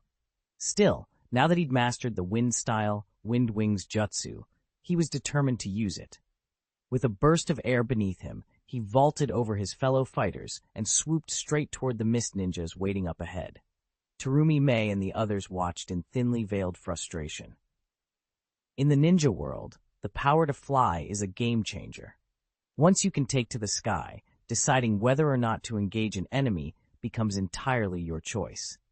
Lacking any way to counter Nathan's aerial advantage, all they could do was trail behind him, eating his dust.